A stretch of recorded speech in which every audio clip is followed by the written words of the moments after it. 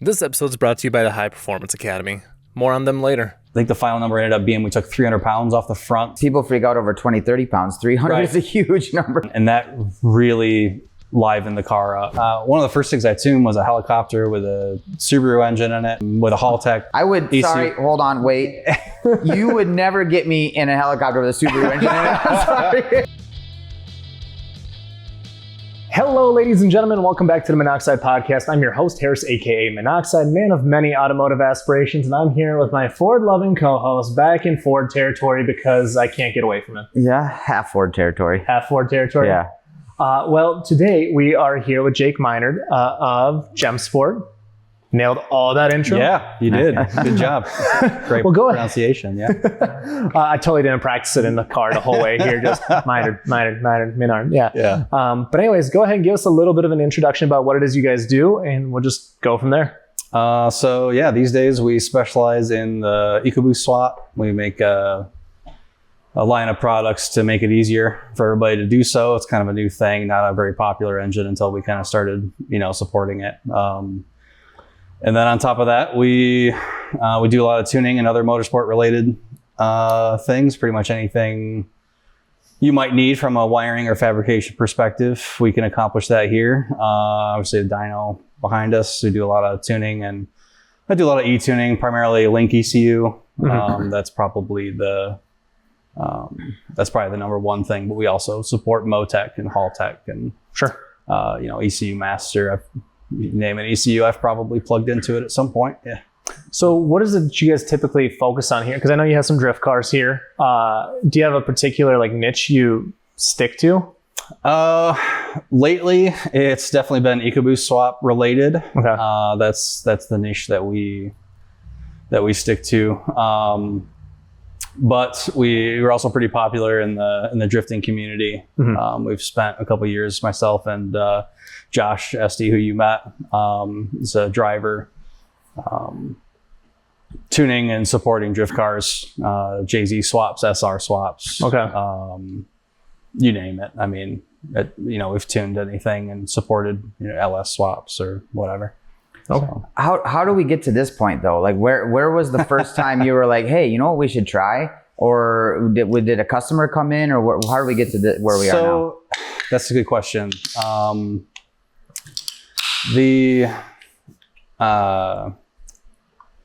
start was kind of just like an idea, right? So we were supporting a lot of these SR swap drift cars, JZ swap drift cars, engines that are getting relatively expensive. So some people might say that a good quality used SR is going to cost you $6,000, $7,000, $8,000.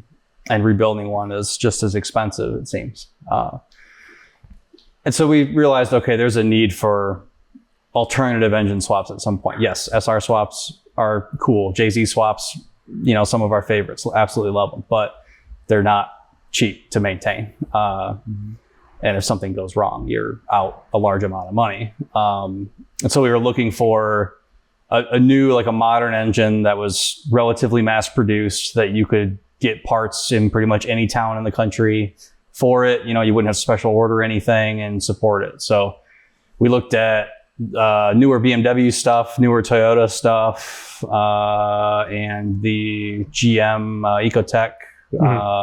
It probably came down to those, Ecotec and Ecoboost. When was this conversation roughly happening? Probably the end of 21.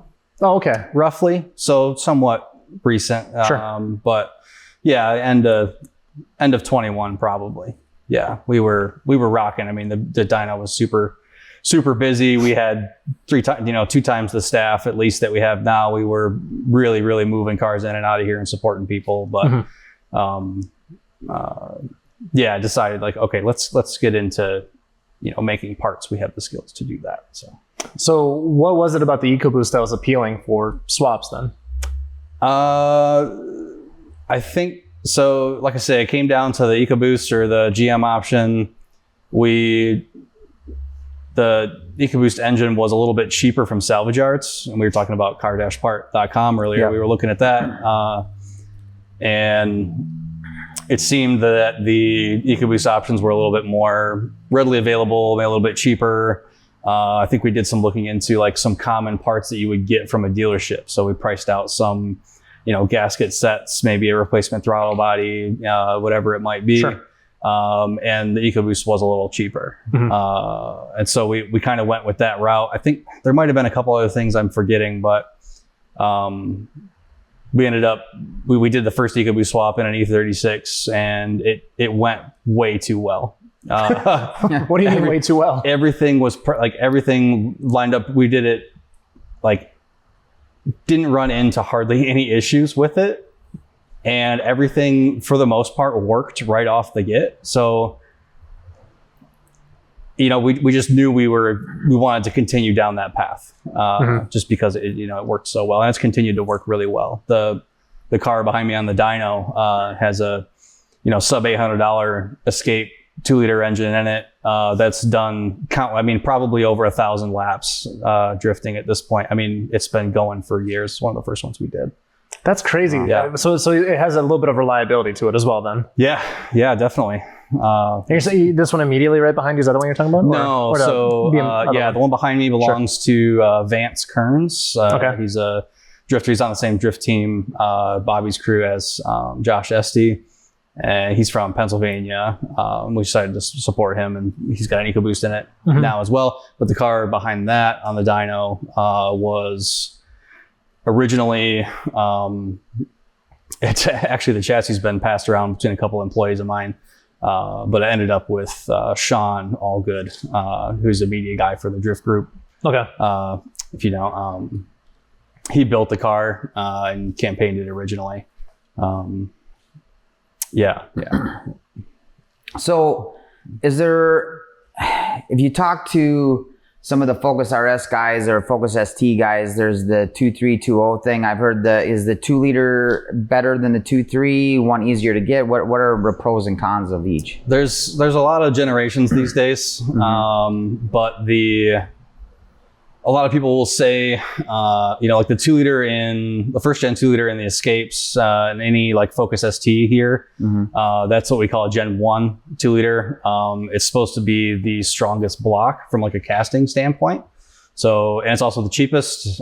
So like that's what a lot of people gravitate towards as the first engine they go with. And it's a pretty good option because then you already have a lot of the bit, like if you want to build an engine for power, you already have a lot of the bits you need to do so. So you can take that engine, rebuild it. The 2.3 on the other hand is a better option from the start, right? So like it'll make more power as soon as you put it in. If you don't change anything, it'll make a decent bit more power. We're talking 250 roughly in the, maybe 280 in the 2-liter. 300 to 350, pretty much bone stock in the 2.3. Okay. So, but they're more expensive is where I was going with that. The 2.3s can be, sometimes 3 or 4 times the cost of a 2-liter. They made a lot less of them. They're really only in the Focus RS or the Mustang, in that rear-wheel drive or in a configuration that you want to use. But shortly after, you started seeing them in Explorers and Lincoln MKCs, and that's the same 2.3. So you can get those for, sometimes $1,500, $1,200, and it's the same 2.3 with twin scroll head. Maybe the intake manifold faces down instead of forward. So intercooler piping might be a little trickier to deal with. But then again, you can buy a Mustang, an S550 intake manifold and throttle body from Ford for like $200 at the most. Brand new. Yeah. So you can Lego these things together and pretty much get away with whatever. You can do it pretty cheap. Have you messed around with the 2.7 and 3.0 at all too? A little bit, yeah. So we do have, we support the 3.5, mainly the F-150 stuff. So Gen 1 and Gen 2 there. We have a patch harness for that, and an ECU. So just like the 4-cylinder stuff that we support, you can take 2017 F-150 3.5 from a junkyard, retained the engine harness and even the 10R80 that it came with.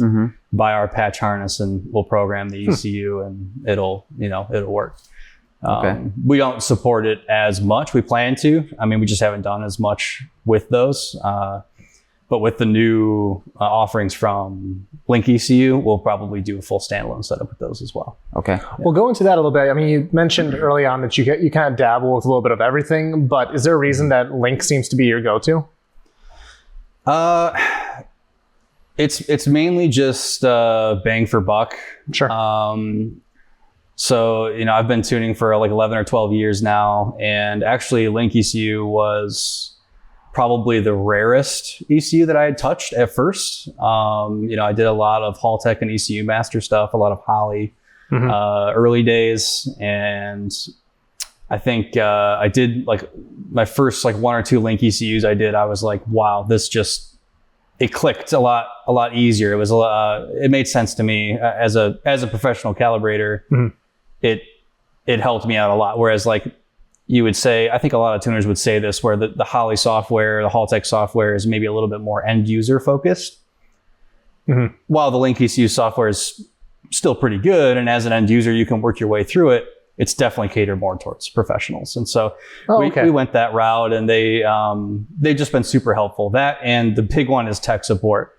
I mean, ECU Master, Haltech, Holley, all their tech support at the time, it might be better now, but at the time was not very good. And I think we did our first like full wiring install of a Link ECU. It had a couple questions. I mean, it was they were picking up the phone at midnight here because they're answering the phone in New Zealand or whatever. They basically have 24-hour tech support, more or less, and they're very, very good. They always have been. They prioritize that. That's probably their number one feature. Okay. Yeah, I know those late night New Zealand phone calls. I know how they go. Yeah. And just to add to that real quick, they're really the only company prioritizing direct injection, which is a key component of any new engine has direct injection in some capacity. And I've had conversations with, Haltech, Holley, you name it. And they've got no interest or no plans to support it in any way, it seems. So sticking with Link ECU, and then Motec supports it as well. Yeah. We're a Motec dealer, and their systems seem to work, but the Link ECU is plenty effective at a much lower price point, it seems. So that's kind of crazy in this day and age when direct injection is everything. It's surprising. Yeah. Every year at PRI, I try to get somebody from Haltech, somebody from Holley, try to get them like, hey, we're interested in this. We're looking for alternatives. And every year it's just nothing. I mean, ECU Master does have some support now. They're kind of getting that going. So we'll see how that goes. But for the most part, it's just Link, and Motec is supporting it. So, okay. Yeah. So what about in-house? You mentioned you have a number of employees here then. So what does it all kind of break into? Like, you give us a little tour beforehand. You're showing us your wiring, your fab stuff. If, let's say, dream project, what's something you want to see come through here for a swap? And for what application as well? I should specify that. Okay. I definitely like working with the drift cars. Josh's S13, which isn't here, is a built 2-liter big turbo. It's good for, it's probably good for upwards of 700. We probably won't run it there, but I'm pretty excited to finally dial that thing in. That maybe in the next month or two, we'll be able to make good power with that. And, that's so that was a 2-liter version? It is a built 2-liter, yes. But he has swapped a twin scroll head onto it, which flows quite a bit better. So I think he's planning to, if I'm not mistaken. Oh no, he put, that's right. He swapped the pump. He swapped just the cams. He's got 2-3 cams on it, but it is still a single scroll head. Regardless, big turbo and whatnot. And on top of that, personal project of mine is the BRZ up front, which we didn't really talk about that much, but I want to build that car for more of a grip car. So that's kind of the background. I spent many years in rally. Actually, I'd love to get back to that at some point and do something Ecoboost related and in the rally community. That would be great to get back to that. But then also I'd spent some time doing like road course stuff and time attack stuff that I hope that BRZ will be that, it will be a little bit more of a road course car. I'm pretty excited. I actually had a question about that earlier. So like a lot of people will do like the K swap into the BRZs, right? To like be within, to be able to fit within classes and stuff. Would you be able to do that with like the 2-liter EcoBoost and be class compliant? Potentially. So there are some classes out there for that. I looked into, there are, depending on how you built it, you might you kind of be in between a couple classes. So I'm not sure if there would be like a perfect class that it would fit into, but I also haven't looked into it that deep. I just kind of want to do it because I really like that chassis. Right. It's incredibly balanced, and I think it'd be great with proper 4-cylinder turbo in there, and yeah. That's a pretty common thing we get with the BRZ and the FRS. They say that is, as far as almost like it was a purpose-built race car right out the gate. We've had Jeff Schwartz on, who has one of the biggest chassis shops in the US, and he's got a collection of cars that is very impressive, and he can build anything he wants. He loves the hell out of his FRS. His is also making like 500 or 600 wheel. I can't remember what's in there. But yeah, no, this is a guy that has a Lamborghini STO, has a chassis shop, and he's like, I love it. Like the moment the FRS came out, like back in, what was it, 2012, 13, whatever it was? 13, I think. He sat and he's like, this is it, right? Yeah. Like, yeah. They're such a good car. Yeah. And they're getting cheaper. I mean, I think it'll be a pretty popular swap. Well, so I have a friend, Piero, who I know is listening. Like he's had every color at this point because he just gets wrecked ones, fixes them up, flips them or whatever. And recently, I think he had one for $5,000 or $6,000 or whatever. Oh, okay. And I'm just like, that's when I started thinking like, oh man, have you messed around with any of the new BRZ stuff yet or not quite? Not really, no. They haven't blown up enough yet, probably. Yeah, that's probably the case. Yeah. No, I'd love to get behind the wheel of one. Okay. That sounds great. I hear good things about the new 2.4, right? Yeah. Making a little more power. So. Yeah. Well, I'm excited to see what you do with that. So then overall goals, did you mention like what you're aiming for power-wise with that or? So a couple things. I think the original goal is just to get a 2.3 in it. Sure. Relatively stock power. We'll probably put all the Nostrum high pressure fuel pump and direct injectors in it. Link ECU, we'll do full flex fuel run on E85, and we should be able to, these engines will make pretty much whatever torque you want them to make, right? Okay. So it'll make 400 foot-pounds and probably 360, 380 on the stock turbo, something like that on the E85 for power. So I don't think I need anything more than that to enjoy it at first and get some of the R&D done. Which like that's an interesting bit about that as well, is the Link ECU makes a plug and play for the ZN6 and it supports direct injection. So we're just making an adapter harness for what would be the factory ZN6 engine harness that includes their DI driver. And then so basically everything from the firewall back is factory BRZ.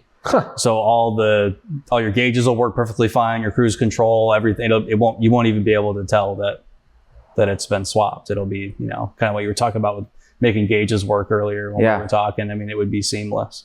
And that's something that you have now or you will be? Yep. Okay. Yeah, V1 is in the car. We've tested basic stuff. It doesn't drive yet, but we know that functionality will operate. And will that be the same for an FRS then? I don't know how much they are alike. They are basically the same car, right? Okay. Yeah, mechanically, a ZN6 is a ZN6, it seems. BRZ, FRS, 86, it's all, they're all the same car. Okay. So you mostly work with Nostrum stuff then? Yep, primarily. They've been pretty good to us, and they're just local right too. Over, right over in Ann Arbor.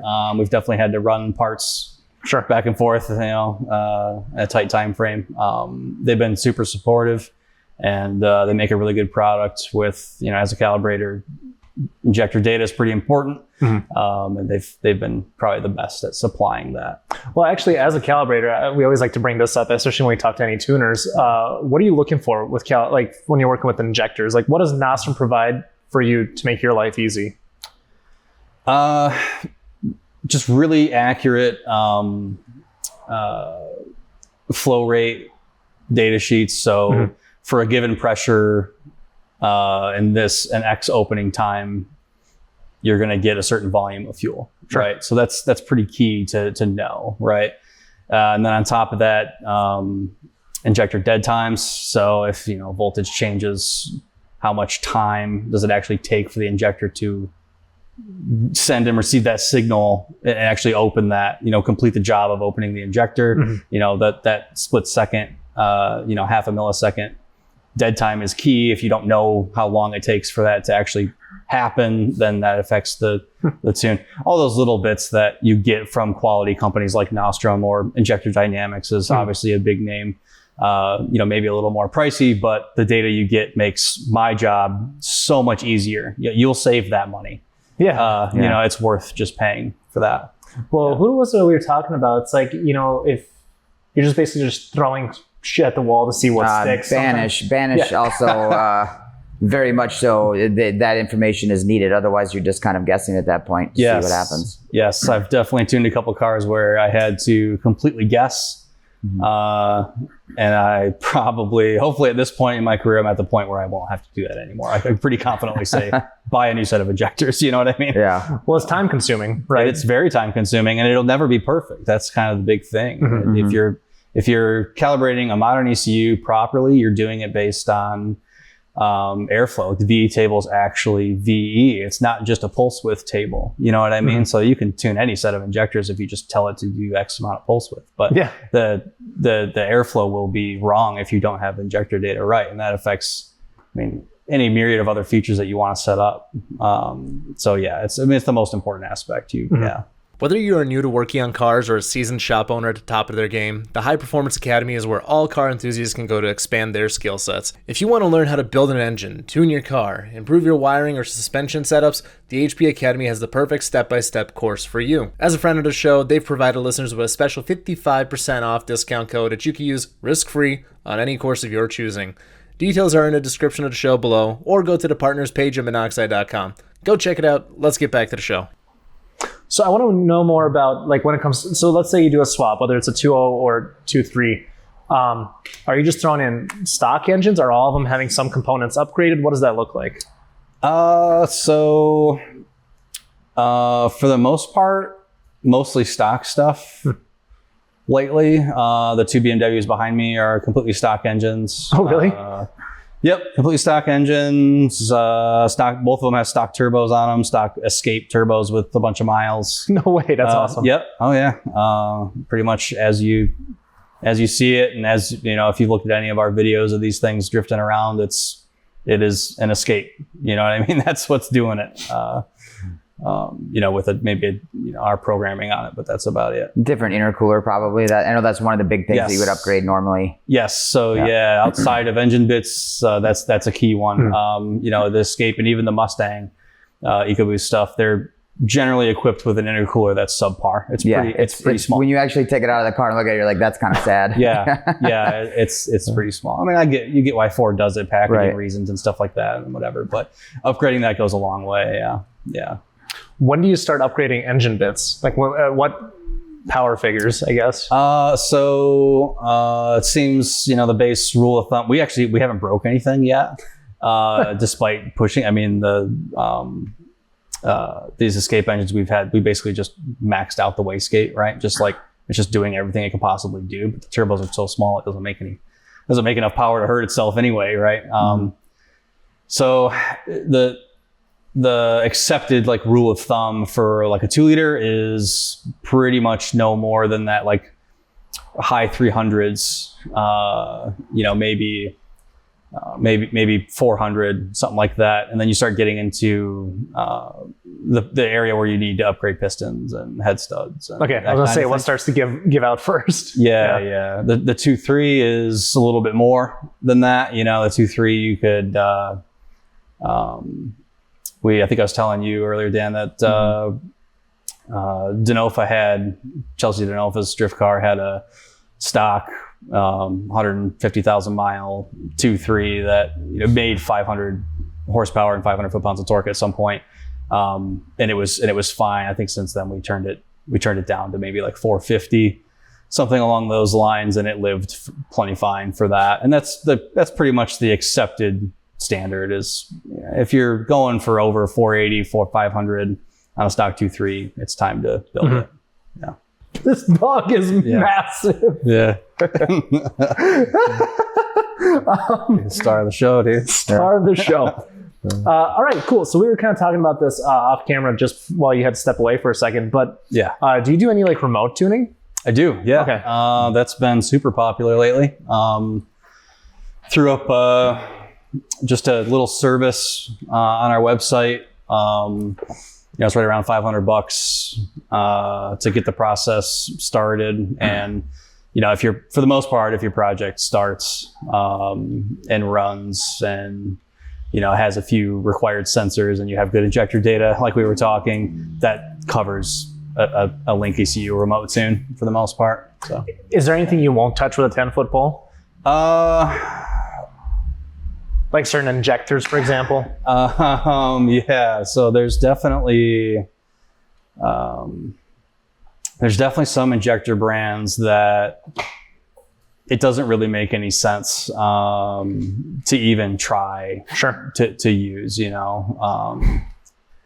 their injectors their data is just never consistent, or even from injector to injector, the flow rates are so different that you can't really do a good job with any of that.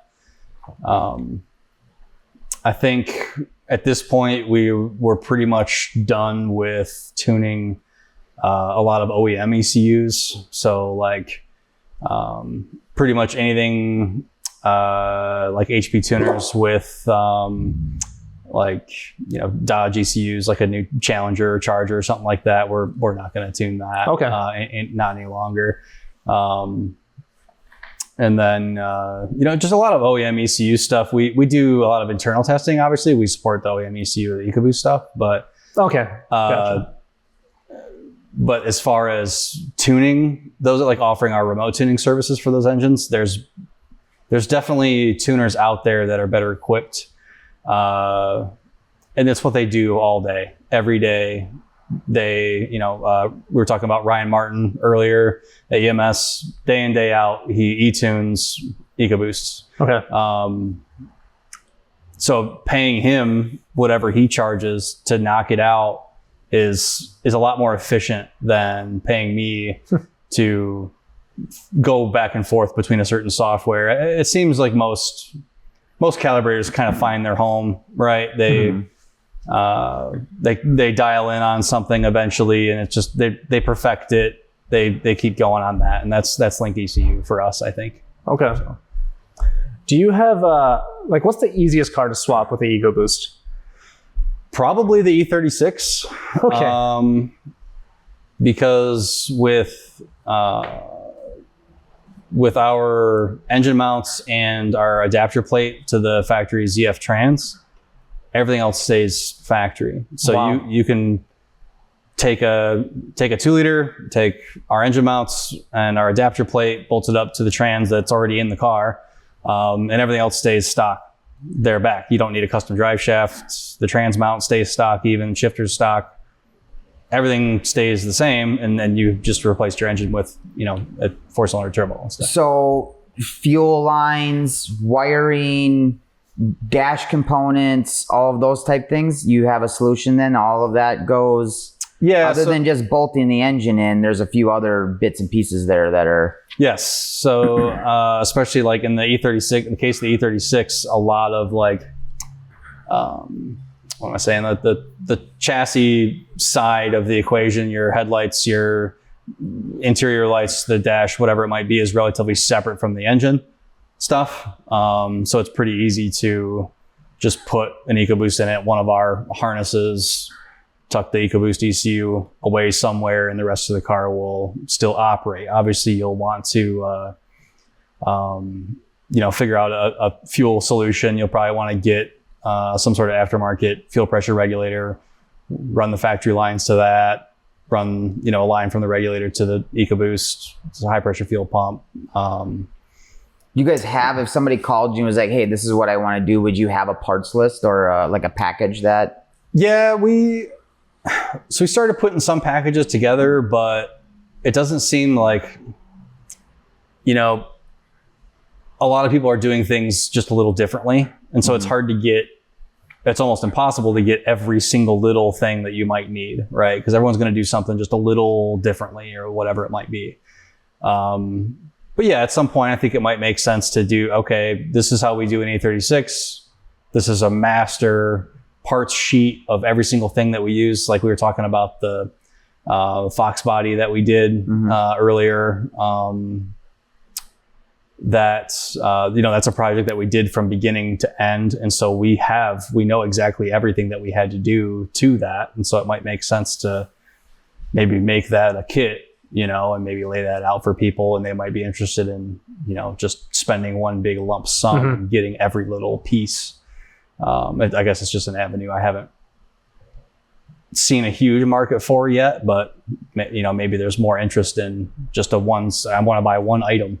That's a full kit. Maybe there's more of a market for that. Right. Yeah. Well, that's the thing when it comes to like popularity, right? Like first you got to do the hard part, which is actually putting the engine in there. Yeah. Then you got to figure out everything else. Like that market, I'd imagine it's probably going to grow more and more. I mean, has the adoption of the Ecoboost in general just grown? Seems like it. Yeah, we obviously we got quite a bit of flack at first. Why would I want a throwaway Ford engine in my drift car? That sounds horrible, right? And obviously all the internet horror stories of them blowing up, but we haven't had a single issue. And we campaigned that first E36 and then Josh's S13 with Ecoboost at drift event after drift event after drift event, and I think that people just saw that we weren't having any problems and they were doing the thing. And I think it's growing pretty rapidly. Yeah. So again, hardcore Ford guy, what comes in an E36 and why would I want to make that swap then? Is that what's in it not making enough power, or buying parts for it just a pain in the ass? Like so there's definitely a lot of it. Okay, so it is a pretty good engine. The 6 cylinders, what is it, the M50 in there, right? So yeah, M50, M52, 6 cylinders from 2.8 to 3 liter NA. They make decent power, and they have a really good following. There's a lot of people that just really like those engines, and they do a good job. I mean, you could slap a turbo on it and make decent power. Parts are available. They're well supported. They're incredibly heavy. I don't know the exact weights, but I know we at least, I think the final number ended up being we took 300 pounds off the front. Holy shit. People freak out over 20, 30 pounds. 300 is a huge number. Yeah. I think all said and done, it was something a lot. It was like, maybe it was 280. Okay. Quick call Gus. But it was, yeah, it was a substantial, it was way more than we thought it was going to be. All said and done. And that really livened the car up. Like the chassis are just, we did that. We took it to a Drift Indy event, and we basically took all some of the best, well-known drivers and put them in the driver's seat. Oh, cool. We probably had, we had at least 6 or 7 different people drive it. I think we did a video of it. It's on our YouTube channel. And they were all blown away by it. They were all skeptics. I mean, why wouldn't you be, right? But they loved it. Everyone was calling it a cheater car. It was cheap to build, and it's so effortless to drive that if everyone could learn in that car, everybody would learn how to drift. Which specific car was this, by the way? It was this car. Okay. The one on the dyno. Oh, okay. The E36 on the dyno. Yep. It was that car for sure. And it's first version that we just kind of threw together. That very much intrigues me because I like the looks of those cars. But again, being a Ford guy, I didn't know much about them or whatever, but I did look into those at one point in time. But if I found one now with high mileage or engine issues, so you're telling me that wouldn't be a very hard deal even if I just wanted to drive around in one of those and have a nice, reliable engine in there. Yeah. Okay. We've got plenty of customers that they just do that to their daily. Yeah. And I mean, it gets 2 or 3 times the gas mileage the ancient 90s engine used to, and it makes quite a bit more power. I mean, it makes at least twice the torque. Okay. Probably 50% more horsepower or something like that. What do you get for miles per gallon anyway? So If you're not a lunatic, that is. So I have a 2019 Lincoln MKZ with a 2-liter in it. And that's like, it's fully loaded. It's super heavy car. It's probably 5,500 pounds. It's like really heavy car, right? And I can see like 36, 35 on the highway. If I'm chill with it, you know what I mean? If I'm doing 68 miles an hour or whatever, that's like the best case. But on average, it gets 30 miles per gallon. They do pretty good. I had a 2018 Ecoboost Mustang that I loved. To answer your earlier questions, one of the main reasons why we got into it is I bought an Ecoboost Mustang and loved the engine package in it. But anyway, I was able to see almost 40 in that, even doing 80 miles an hour. Mustangs aren't light. S550s aren't light either. Did that have a 10-speed in it or not yet? It was a 6-speed car. 6-speed? Yep. Yeah, I think the manuals, their gear ratio makes it a little bit better for fuel mileage, I think. Sure. Yeah. All right. So that's your easiest swap. What are you getting calls for most often? Is it Fox body or is it BMW or? So, surprisingly, lately, a lot less BMW attention. Fox body's probably the most popular as far as like inquiries go. Okay. People seem to be drawn to that. I think it's a really cool swap, kind of like you and the Thunderbird or whatever, right? It just seems like a good idea. Don't encourage him. Well, I had this idea. I had wanted to do it way back. Like I've been a turbo coupe fan for a long time. And when the new 2.3 came out, I was like, man, that seems cool. But until recently, nobody gave a shit about it at all. Right. It was like not even on the radar. Yeah. When I really noticed is that dude in blue did a video with Gentleman's Car. Was that one that you were involved in, or? Yep, he's a customer of ours. I'm gonna blank on his name. Strout. Strout Performance. Built a Fox body. He was one of the first. I think it was kind of like alongside when we were doing that one for the customer and developing our mounts and stuff. I think he ended up using a set of our mount plates. But yeah, that car is great. That's OEM ECU, and just tuned with HP tuners. It's nothing super crazy. It's another good point for the Fox body is it takes a lot of weight off the front end. Pretty much any engine option in the Fox body weighs a lot more than any 4-cylinder EcoBoost does. So it really livens it up. Well, yeah, when you see them sitting on an engine stand, there's really not much to them. No, aluminum they're super simple to work on. I mean, Ford did such a good job making those things just so easy to replace whatever you want. So okay, so you got the BMW option. We have Fox bodies. What else do you have kind of like as a simple swap for people to know about? So G35 350Z. Oh wow, okay. Is something that's coming to light. There's one right behind Dan there. I tried not to look at it. Yeah. They cut me off in traffic too much. Yeah. Well, that will be a similar story to the E36 in that you can leave the transmission, the factory CD manual transmission alone, and the drive shaft and the shifter and everything. Use our adapter plate, our mounts, and the things in there.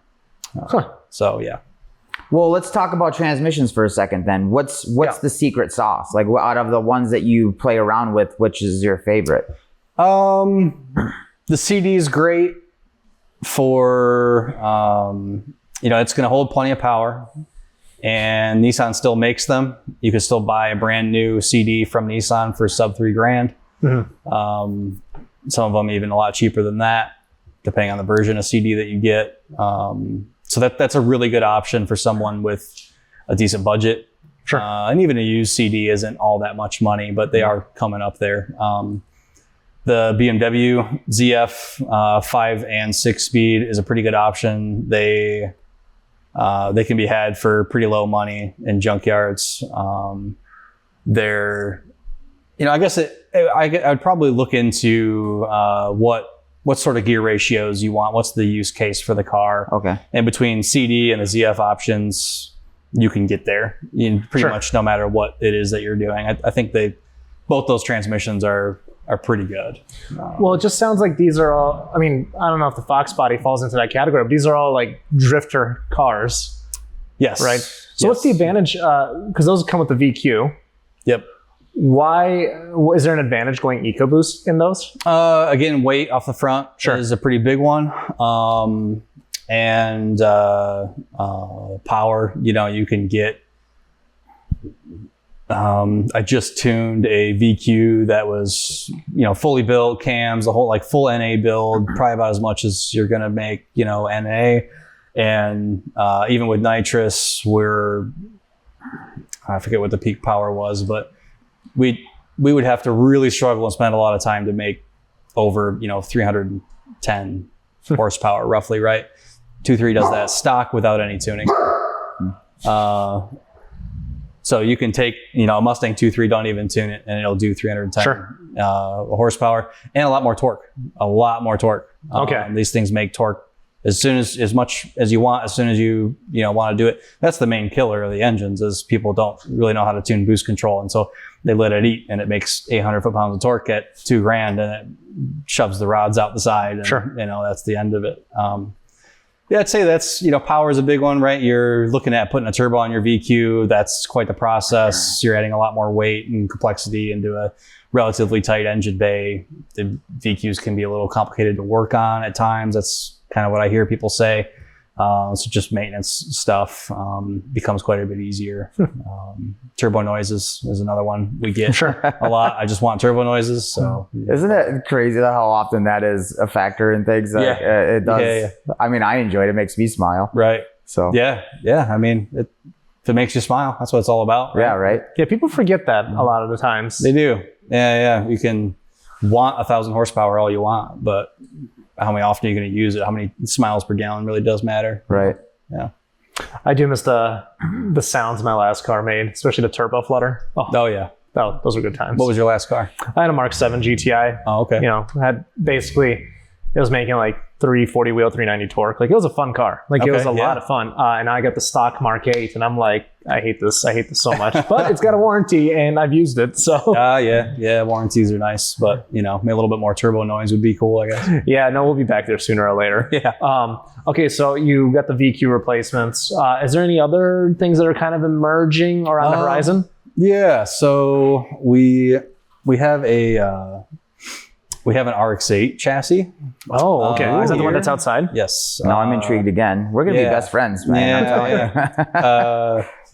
It on paper, it seems like such a good idea because the RX-8 chassis is fantastic and the engine is not, right? So there's not really many people that are diehard about the engine that's in. It's kind of like the BRZ stuff. Like, the guys that have BRZs aren't like huge FA20 fans, right?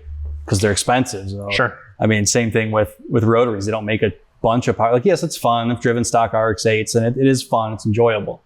All the way until it's not. But yeah, for 20,000 miles until the engine gives up, and then it needs a new engine. So what do you do, right? Boy, I hope Antonio's not listening to this episode. I know, yeah. No, rotaries are amazing, and I think it's great. That they have their place. They definitely have their place. And, just not inside the RX-8. Yeah. I think that will be a very interesting swap to do. It's we got the chassis because, I mean, I don't know if you guys have looked on Marketplace or anything, but RX-8s are basically falling from the sky. I almost bought one for $1,000 the last time we were in Detroit. You could get them for cheaper than you would get the engine for. Exactly. Yeah. They're just giving them away in great shape. They don't really seem to rust all that much. They seem like a pretty well put together chassis that you can get for low money. And so we, Sean, actually, who was the original owner of that E36, bought this RX-8. He took the engine and trans out of it. And it's not going to be as easy as an E36 or a G35. It's not going to fit quite right. And we'll have to make a lot more like getting it to fit in there, and then develop a line of products around that, and then provide quality support for that is going to be a longer process. And so we didn't quite mothball it, right? But it's not something that's on our, immediate radar. We have gotten a lot of inquiries about it because we have a listing for like a pre-order listing for those mounts at like a much cheaper price than it will actually be when it comes out, just to kind of gauge some interest. I think we have one pre-order in the last year. So we're, you know what I mean? We're just kind of trying to feel that one out, but it will be cool. I mean, I can't wait to do it. Yeah. Well, I feel like for you, kind of, and you probably already did this, but like, are you just kind of looking at like everything that there's K-swap kits for and be like, all right, we can do an Ecoboost for that as well? Yeah. So what did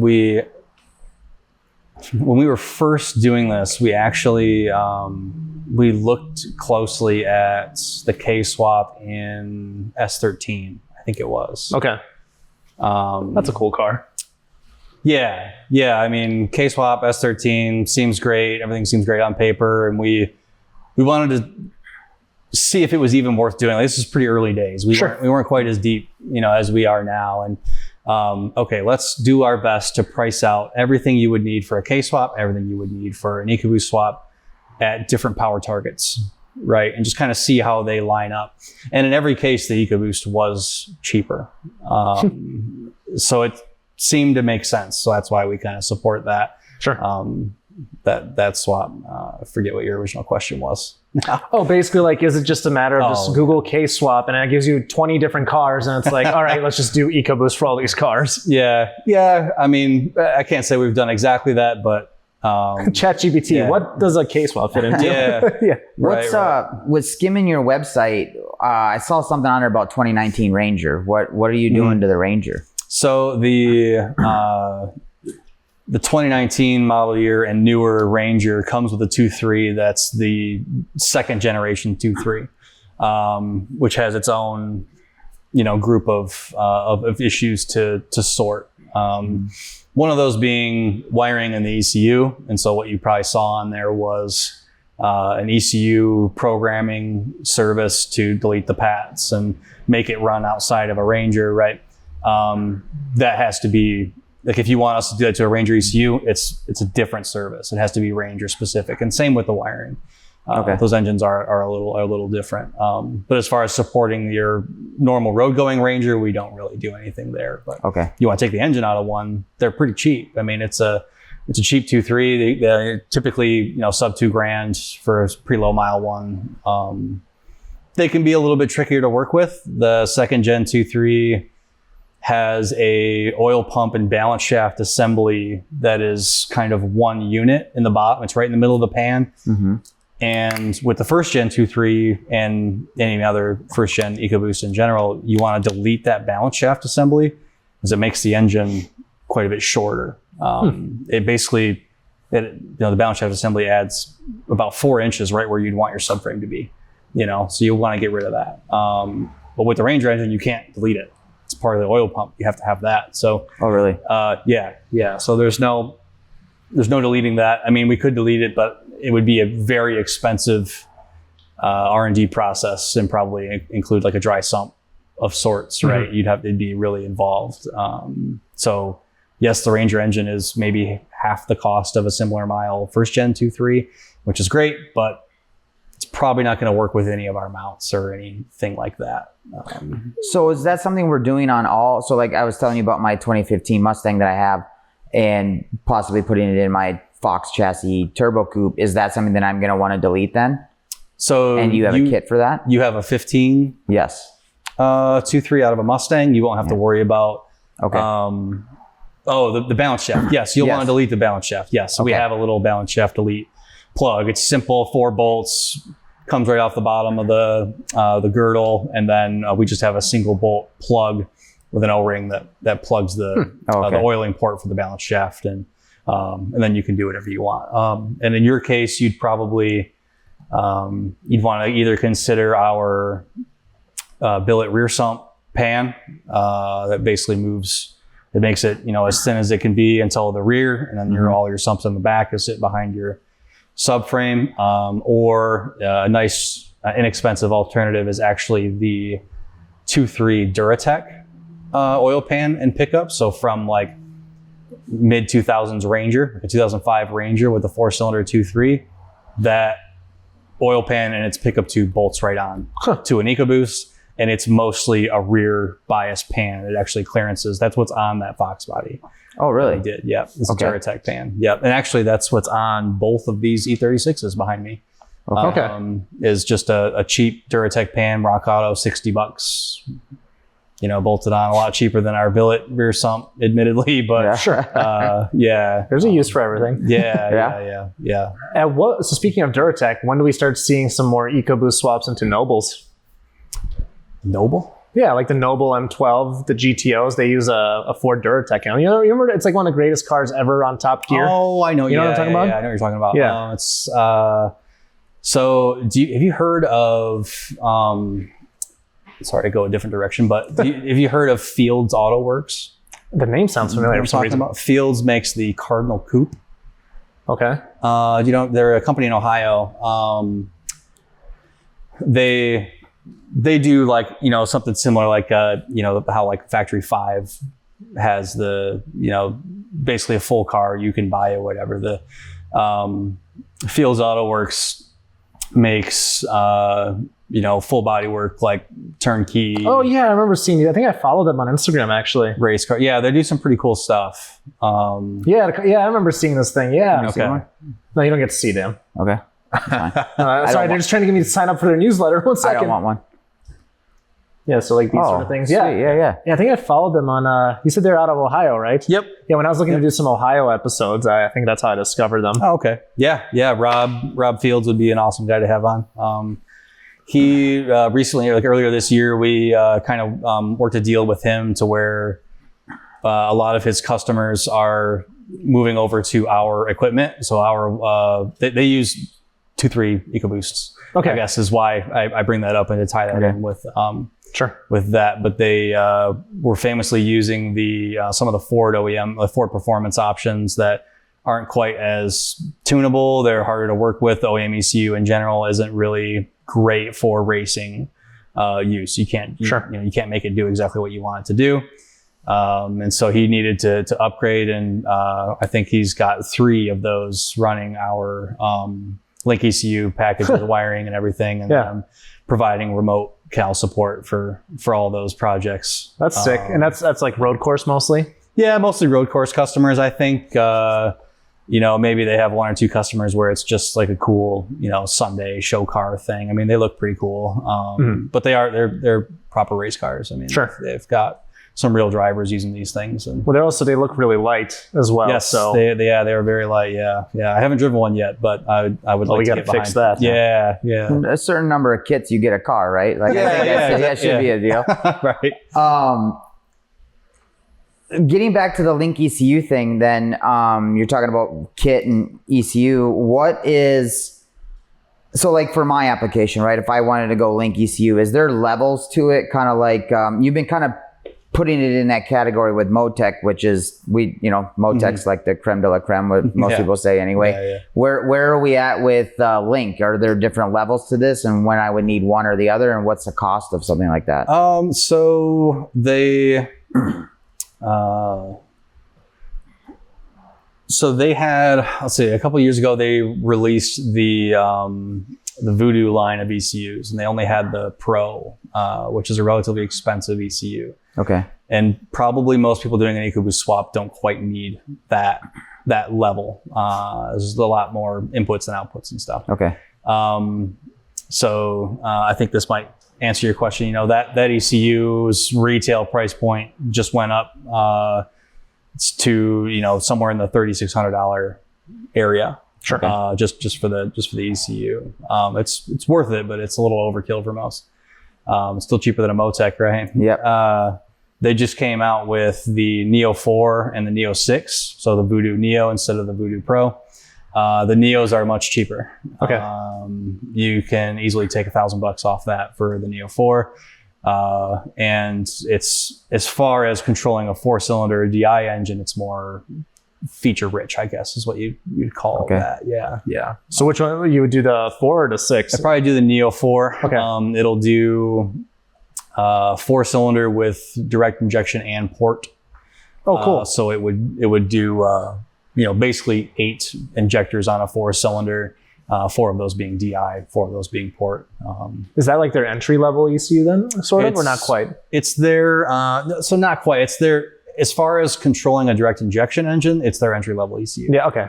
But they do have quite a few that are, the G4X stuff, the Extreme, Fury.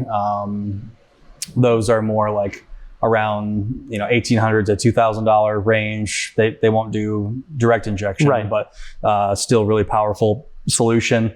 And then they even have something down to what they call the Monsoon or the Atom, which are, I mean, sometimes I think their retail price is as cheap as $600 or $700. And it's a pretty little controller, but it can do quite a bit. Same software, same, Yeah, just not applicable for this sort of. Yeah, you wouldn't, of course. Yeah, you wouldn't use it on that. Okay. So most of the time you'd refer, well, what do you get when you go up to the 6? Just more inputs, outputs sort of deal, or? Yep. More capability. Like in the same fashion, the Neo 4 will do 4 port and 4 DI. The Neo 6 will do 6 port and 6 DI.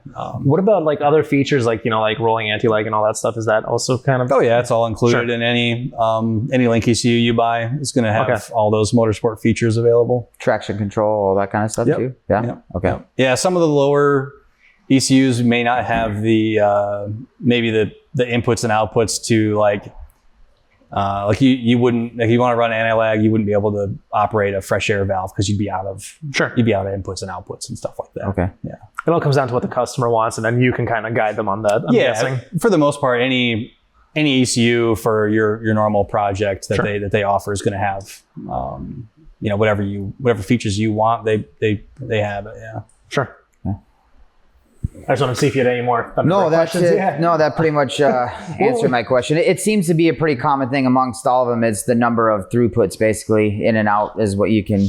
The more you want to control, the higher it goes. Yeah. Yeah, they just add more pins or whatever. Right. It's a higher cost. What about communicating with the CAN bus stuff? Do you need an extra box for that, or is all that kind of integrated? Nope. So every ECU has at least one CAN system on it. Some of them have 3. Okay. Their CAN is pretty good. It's relatively open. You can write your own messages, assign them to whatever parameters you want to assign them to. So in theory, you can talk to anything. I mean, it doesn't really matter what you do. And they support a lot of regular things, like pretty much anything you're going to be using that there's a drop down menu for it, or it's very simple to set up. So, you could use a Link plug and play. We get it all the time. A Link plug and play. And, I just did a S13 with a JZ swap. Link plug and play. It's got an old AEM dash in it. Talks perfectly fine with that. No worries there. Yeah, they're probably one of the best when it comes to CAN integration and just being able to set up your own custom stream and talk to whatever piece of equipment that you need to talk to. Well, as a guy who's fairly mechanical but really dumb at that kind of stuff, I love the word plug and play. Yeah, it's my favorite thing. Yeah, they've got a lot of plug and play, and the software is free, and it comes with a bunch of files. It's pretty simple to do, especially if you find yourself a decent calibrator, myself or some other Link expert or whatever to work with. It's going to be e-tuning it. It's not going to, you'll be able to breeze through it. Lots of Link people in Detroit, I'm noticing. Yeah, well, I think it's been him and Andy McPherson have been the only 2 that we've really had on that really mess with that kind of stuff. Their distribution center for the U.S. is in Troy. That'll make so much sense now. That's kind of a big part of it. I mean, they're all over the country here, but their main DC is in Troy. So it's a little convenient for us because anything we need from them is like, we get it next day no matter what. Right. So, right.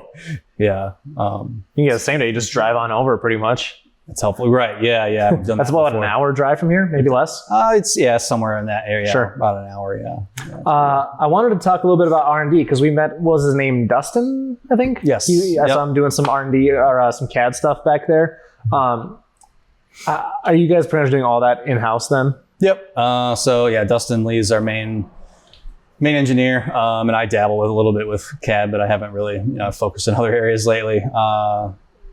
He pretty much, we have a cheap 3D scanner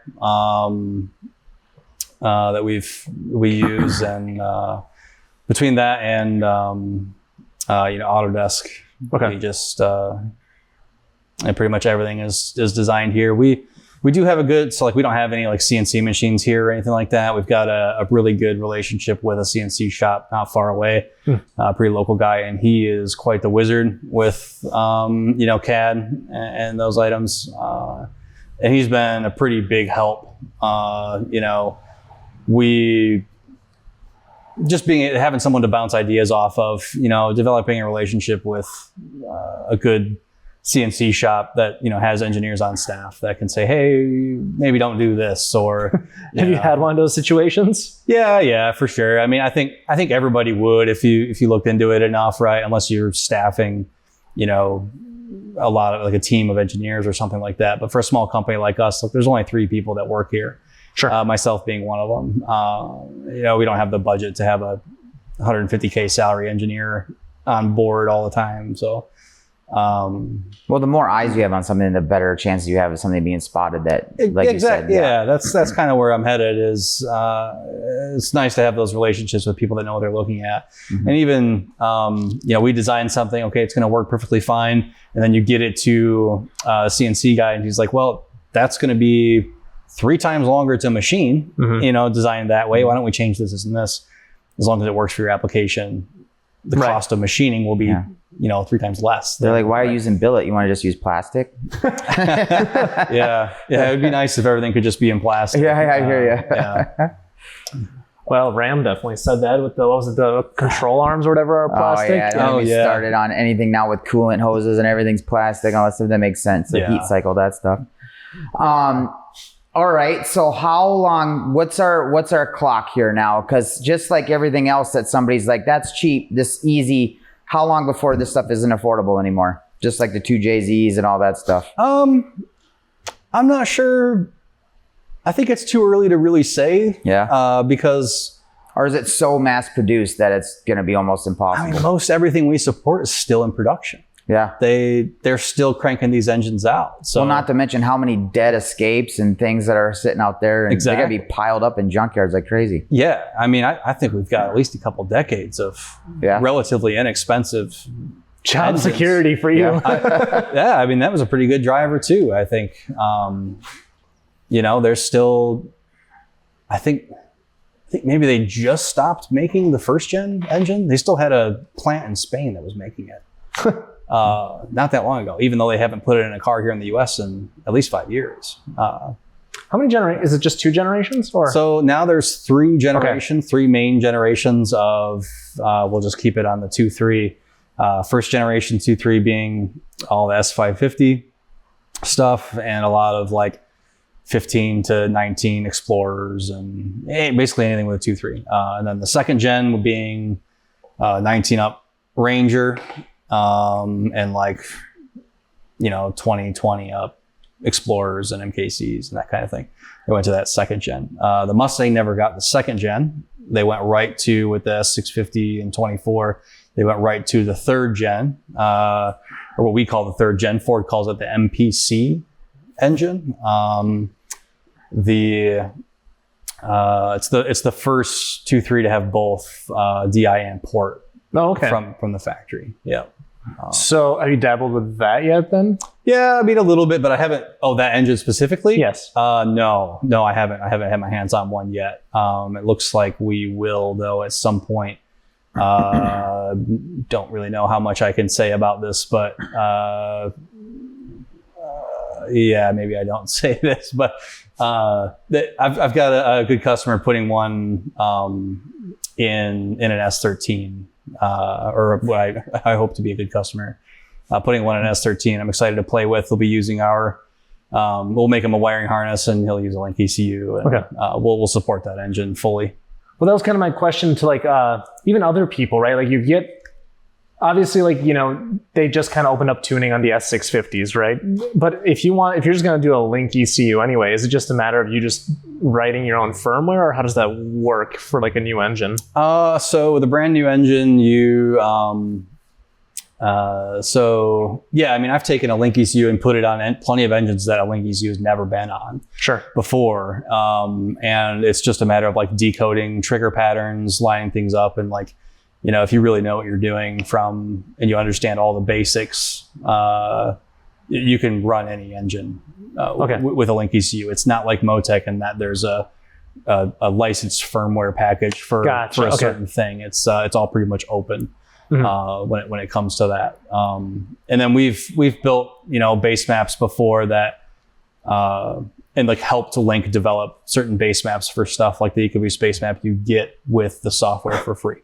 Yeah, and there's no like firmware protection or extra cost with any of that. If that kind of answers. Yeah, no, that makes sense. Yeah. What are we doing when we're hooking up to an engine for the first time with something like that? Am I basically just Googling the firing order and Bob's your uncle? Now you kind of have an idea of Bob's your uncle. I haven't heard that one in a while. Yeah. Yeah, a lot of that. I mean, whatever information you can find firing order wise. Because in the grand scheme of things, they all pretty much operate the same when it comes right down to just the basic science of it, right? Yeah, absolutely. Yeah, like I say, if you understand the core concepts, I think you mentioned Andre earlier. Yeah. His courses are just fantastic. Anyone serious about calibrating it, learning those basics from him. Run the ad. Yeah. If you want to learn more, you guys are sponsored by him. Yes, of course. Yeah, that was I wasn't even intentional. You see how good we are at working it into the conversation.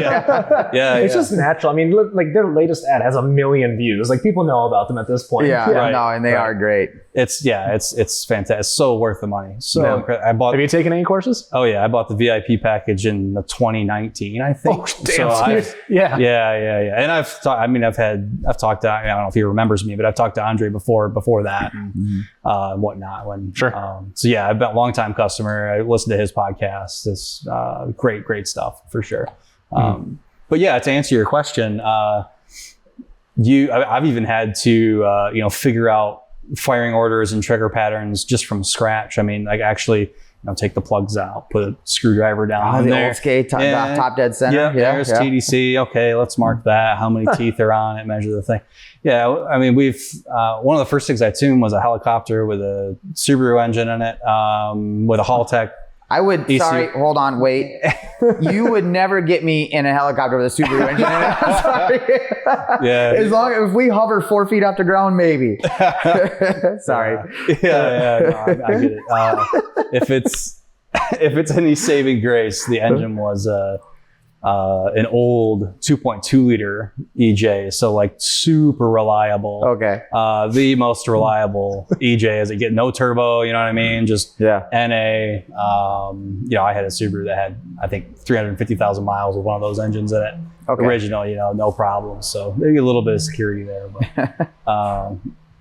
but yeah, it's this kind of like you say, it kind of all works together. We've done. We put a Link ECU on a couple of stationary generators that were natural gas. They were like big, like you would run. One of them was running a school, a university. He tuned a school. Yeah. I forget which one or where that's at, but maybe not. Yeah. Their backup generator is this massive thing that we did exactly that. We had to figure out, okay, what's this? How does this engine work? What is the firing order? Where does that trigger pattern land? Sure. And set it up. And Link ECUs actually, I keep plugging them. They have one of the best scope features built on board. So trigger scope allows you to, you wire it up and you have a crank sensor and a cam sensor.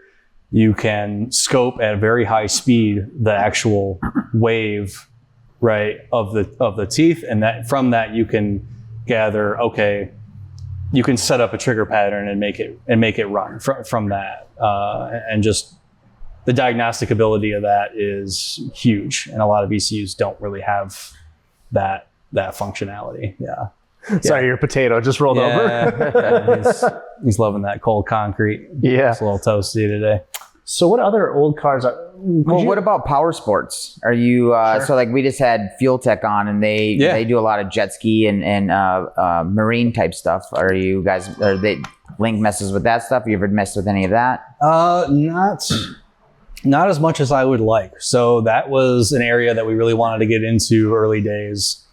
I actually had a turbo Yamaha YXZ 1000 R, the paddle ship. I don't know if you know anything about those, but they're I do.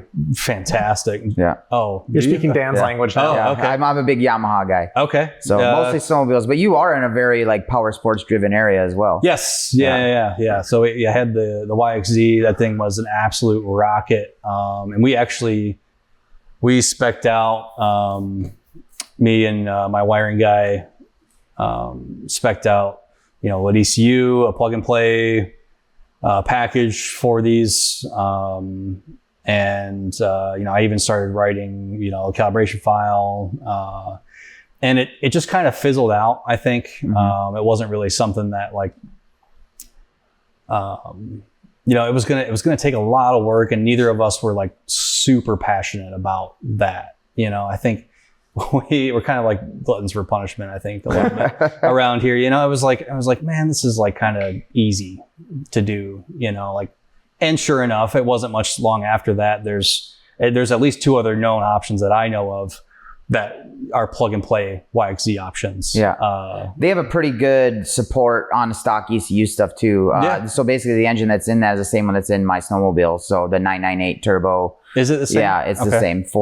Dual overhead cam, 4-stroke, little tiny baby turbo. It's you can get some tunes. You can get them up to 300 horsepower pretty easily, and which is insane on something that small. Yeah, but it's wild. I think mine was probably about that. It was probably 280 or something like that. It was nuts. But yeah, the OEM ECU is, it's a standalone ECU behind some Yamaha, securities and protections is all it really is. The OEM ECU is pretty good. I think mine had some tune from DLP, Dirt Watch. Okay. Performance. I don't know if they're still a thing or not, but it's just some factory flash tune. The thing ripped. It was so good. I was like, we're not gonna break any records here. No. You know what I mean? They are an engine forward company. Yamaha makes an amazing engine, and they happen to put it in some stuff. They're not doing snowmobiles anymore, which is really sad for me. But lame. Yeah. Okay. They were using Arctic Cat chassis for the last 6-7 years anyway. Oh, I see. But what was it you said? The chassis suck, but the engines are awesome? They're all right. People just they dog on the Arctic Cat stuff, but it's or is it something else you were complaining about? I can't remember. I don't keep up with your rants. It's fine. Yamaha makes probably one of the best power sports engines out there, in my opinion. They make the best engines. I have 2 1996 Yamaha Wave Raider 1100 jet skis. You know what those are? They're pretty rare. I'm a land mammal, so I don't know. Oh, I see. They're just 2-stroke 1100 3-cylinder. Plenty of power. Nice ancient jet skis. Fantastic engine. It sounds like it's half of a 2J. Yeah. It's just 3 cylinders instead of 6 or whatever. And JZs are fantastic Yamaha engine. They people always forget that. they forget that. What about the BMW engine? The Taurus show had a Yamaha engine in it. Yeah. That was all Yamaha developed. Yeah, they do a really good job.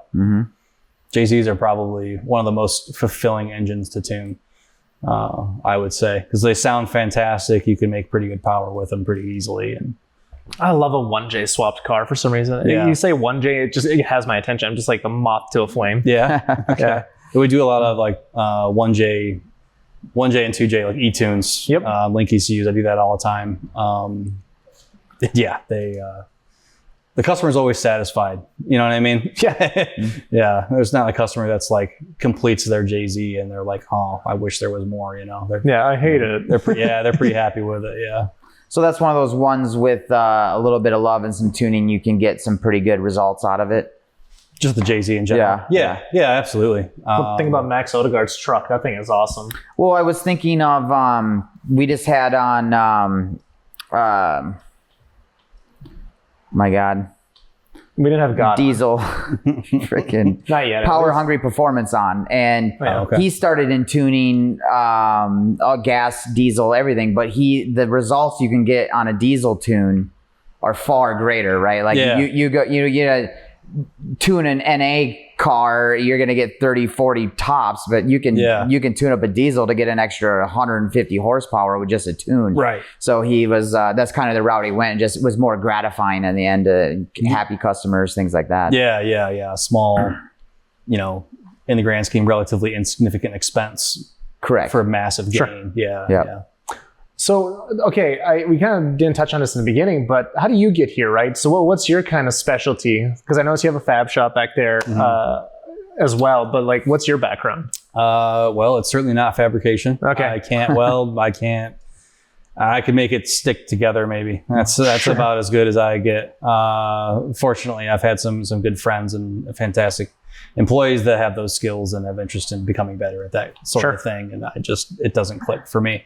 I've always been data guy and diagnosis. Kind of got my start in Subarus just mainly because I wanted, like, a lot of people were almost scared to work on them, right? Like, they're different. I don't know what's going on. And that attracted me. So I just really wanted to figure out why. You see wet paint, you're like, touch. Yeah. Exactly. Yeah. So I worked at a Subaru dealership for a while, met some good people, and then had a pretty long career in rally, just supporting rally teams and crewing for them and doing a little driving. And I've had I don't even know how many Subarus I've had. I mean, north of 50, I'm sure. Different ones. Just playing with different stuff, and just got really good at figuring out, the core concepts and being able to diagnose things. And that's what we we started the business basically just maintaining Subarus and doing rally car stuff. So, Sure. Yeah. So rally. So you did a little bit of driving, but were you traveling the country supporting teams then? Yeah. Okay. Yeah. Everywhere. There's not anyone in stage rally knows. There's every event is it's the average transit time is probably 10 hours to any event. You know what I mean? Okay. They're everywhere. There's Jibway. Yep. Up by you. I haven't been there yet, but I do want to go to an event. One of my favorite events, probably up there is one of the best events as far as like a driver favorite. They really like, and that area is beautiful. Mm-hmm. That time of year in August, it's coming up, I think.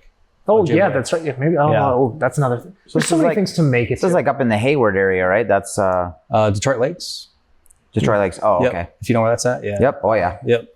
Yeah, Detroit Lakes is one of like host cities, and then the stages are, I don't know, maybe 300-mile diameter, Okay. 250-mile diameter, around that somewhere, all in that area. But yeah, I've been. It's pretty much all the national rallies at one point or another, all over the country. We did WRC Mexico twice. That was cool. That was a really good time. I'd like to do some stuff in Europe at some point. Maybe if they still do WRC Finland, that would be cool. That kind of stuff. Do you support someone actively still? Or anyone? Yes and no. Not so much. That side of things kind of fizzled out. It's so expensive to do rally. Sure. And so I think the field is mostly separated by guys with a hell of a lot more expendable income, right? That they're all on Motecs and they fly. I was gonna say the Motec guys too. Yeah. Right. Their cars are very well sorted, and I've supported those guys, but they, they've got their own people. Sure. And it's not the most lucrative thing to do, right? I mean, I do enjoy it, but it's certainly not the best way for me to make a living. Sure. Is supporting that kind of stuff. Well, motorsports in general is not cheap. That's very true. Yeah. And I'd say, the other half of the rally drivers it's probably true for drivers in most any motorsport is they're on a really tight budget, and paying a professional calibrator like myself, like at least several $100s a day plus travel expenses and all that stuff. It's just not in the budget for a lot of people. And so I try to support some guys remotely, but I haven't been to a rally in way too long, actually. Yeah. What goes into supporting a rally event from your perspective then? Like, what are you mostly doing? Like when let's say you're at a Jibway, okay. What are you doing? So as a crew chief, you're spending 18 or 20 hours on Wednesday driving everything up there from here, because it's very far away from here. So You're probably going to need to ship your car soon, or know somebody that will. And as someone who used to work in freight logistics, I understand the difficulties of finding reliable transport, especially when trying to make it to rallies, racetracks, or to warehouse to hide your Corvette because you're going through a messy divorce, and when she says everything, she means everything. Anywho, Nick Shearer is the proud owner of Sure Thing Logistics. Having traveled much of the country with every type of vehicle you can imagine, he's got the experience and reliability that you want to ensure a safe journey for your pride and joy. If you want to find out what it takes to ship your vehicle, go to SureThingLogistics.net, fill out the intake form, and be sure to let him know I sent you. Let's get back to the show.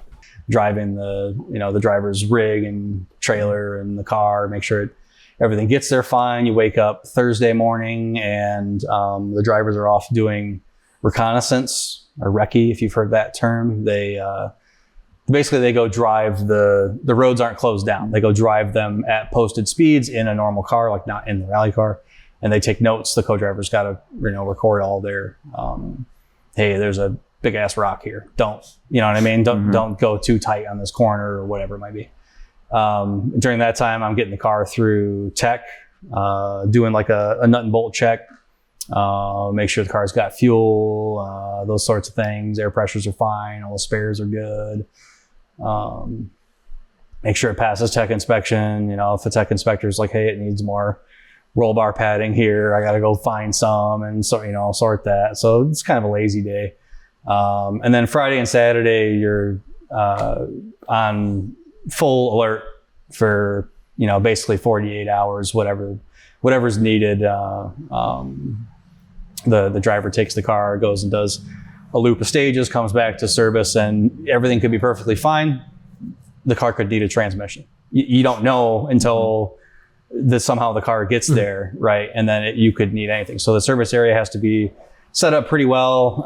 You got to have everything ready at like a moment's notice. You just don't know until they show back up. And then they could end day one, Friday, with, needing a turbo or a trans, or maybe there's some issue that nobody has any idea what's going on, and so you stay up all night and try to fix it and get it to Parc Exposé the next day, Saturday, and the drivers go to bed hoping that their car works when they wake up, and let's do it again on day two, probably no sleep, and then maybe you have a beer Saturday night, and then you drive 20 hours back home on Sunday, and sounds great. So you're ready to when you put it that way, this all sucks. Yeah. Well, it sounds like you want to be the driver. Yes, ideally you would have that expendable income we talked about earlier. Yeah. It would just be the driver. Yeah. Well, I'm sure some of the grassroots teams, like the drivers, probably staying up sometimes to get things. Absolutely. Yeah. I just that's majority of the time like the case. You can't. It's hard to do a stage rally without at least one crew person. Right. So you're like, hey, I'll pay your meals and maybe some beers for the weekend. Come help me out. And then, you're the driver, pulls into that service spot, gets out of the car instantly on the ground. They're trying to figure stuff out too, fix whatever they can and to get back out there. So what about like when it comes to supporting a car, right? So obviously, let's say nothing's broken. Let's start with that as a baseline. What are you looking for changes wise? What are you like? Are you talking about tune when it comes to ECU stuff? Are you doing suspension stuff? All of the above? Like, what are you looking at? So back in those days, this is at least 5 years ago or so. So long ago. Yeah. Well, upwards of 10, 15 years ago. But, sure. Yes, back then I was making suspension changes and talking with drivers and co-drivers and getting updates and try to make some tweaks and stuff. These days I'll just keep talking on the data side because that's primarily where I spend all my time. So data, you're mainly just looking for inconsistencies, especially in a well-sorted car. Like if the car's pretty well sorted, it's been making the same power, there's no real crazy differences or anything like that, then it's pretty easy to take like a large amount of stage data. These cars race for hours and hours. It's basically a massive endurance race on dirt roads, right? And you can, if you know what you're doing, you set up your data software, and you can take, stage one, overlay it, stage two, stage three. Okay, there's nothing. It's all the same. You know what I mean? So you can look at that rapidly. If that answers your question, that's kind of what I would be doing in like a hot service situation where I'm just trying to find something I can sort or something I can relay to one of the techs and say like, hey, I saw it started to drop fuel pressure a little bit on that last leg.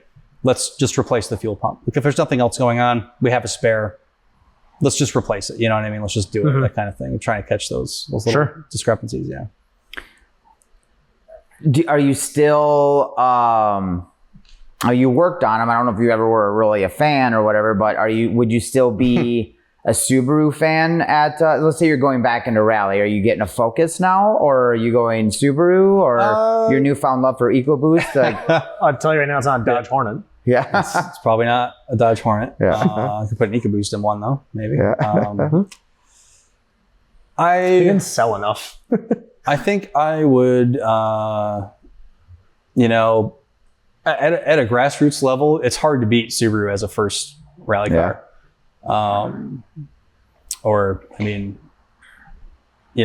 It's got all the right bits to be the first rally car. They're really well supported. So any of the bolt-on or plug-and-play stuff solutions for a rally is, a lot of guys support the Subaru. So it's pretty easy to just get in it, do the thing, campaign it relatively cheap. If budget was quite a bit better or not really a problem, I think I'd probably target something like maybe one of the lower levels of what M Sport's putting together. Chassis for Ford-based chassis. They M Sport, is that the people out in Europe? Yep. They're making the Nitro Cross cars, I think, right? Yeah. They make quite a few. They've got a program with plenty of chassis. You can roll up to M Sport and write them a check for $300,000 and have a WRC2 car. Like carbon Kevlar and all that crazy stuff. Yeah, full spares package, all the underbody, spare everything or whatever. They'll make it all for you, support it for you. You're going to have to sell a lot of EcoBoost kits for that. Yeah, I'm pretty far away from that, I think. Yeah. Hopes and dreams, I guess. But maybe that's probably where I would rather be in something like that. Sure. Something a little more complicated to control. I think I'd really enjoy maintaining, I've tuned quite a few like sequential shifts, race cars with different like complicated boost strategies and stuff like that. Sure. Like Sadevs typically? Yeah, Sadev or Samsonus or... any 6XD stuff? I'm sorry? Any 6XD stuff yet? Or 6XD. We just had them on. They make sequentials down in North Carolina. So I guess I'm not familiar with... They probably don't 6XD. get to the horsepower needs where you would need something that robust. Well, not necessarily. That again, that's not just a horsepower problem solver. Yeah. Like that's a lot of drift cars. I guess they are pretty big in the drift community. Yeah. I think they run them in RTR cars, for example. Oh, I see. No, I guess I'm not super familiar with those. It sounds like something I'd like to play with, but for the most part, a sequential trans is controlled like any other sequential trans, it seems. For the most part, unless, the only real difference is like, okay, is it pneumatically shifted? Are you physically pulling a lever? How are we telling the ECU what gear it's in? That kind of thing as it moved out of this gear. And then, different speed sensors and that sort of thing. But yes, I love those very, very complex, a lot of features, a lot of equipment, things to control. This is satisfying as a calibrator to do all that. Like rally cars in general? Yeah, rally car or anything. I mean, sure. any motorsport, rally car, time attack or any road course stuff. Sure. Drift cars, primarily what I'm messing with. But I'm sure it's just as satisfying for guys that tune drag cars all day. I'm sure they would rather be playing with the big toys. You know what I mean? What's the most satisfying project you've done? Oof, that's an interesting one.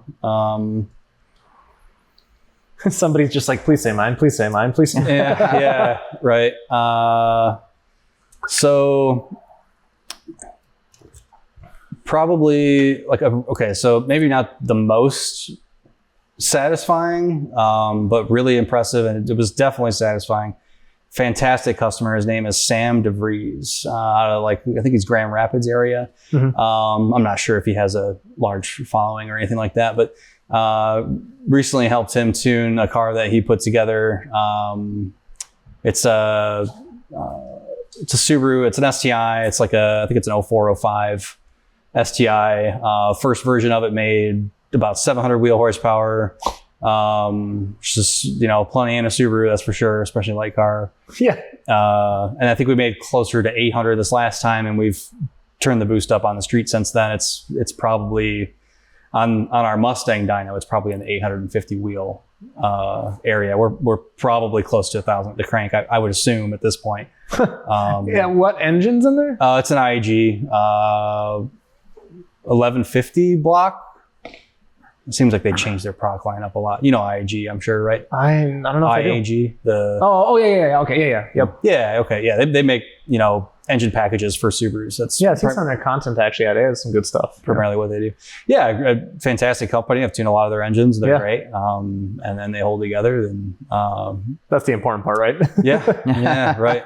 And it's crazy numbers for a Subaru. It's pretty nuts. And the thing is, maybe it's not the most highest horsepower car I've been in, or tuned, but it's probably one of the quickest on the highway because the car is so light. I was gonna say, is it sub 3,000 pounds probably? I'm sure it is. Yeah. I'm sure it's probably, like, without anybody in it, I'm sure it's like 28 maybe, because it's not like gutted, but it's, the thing doesn't have a cage in it.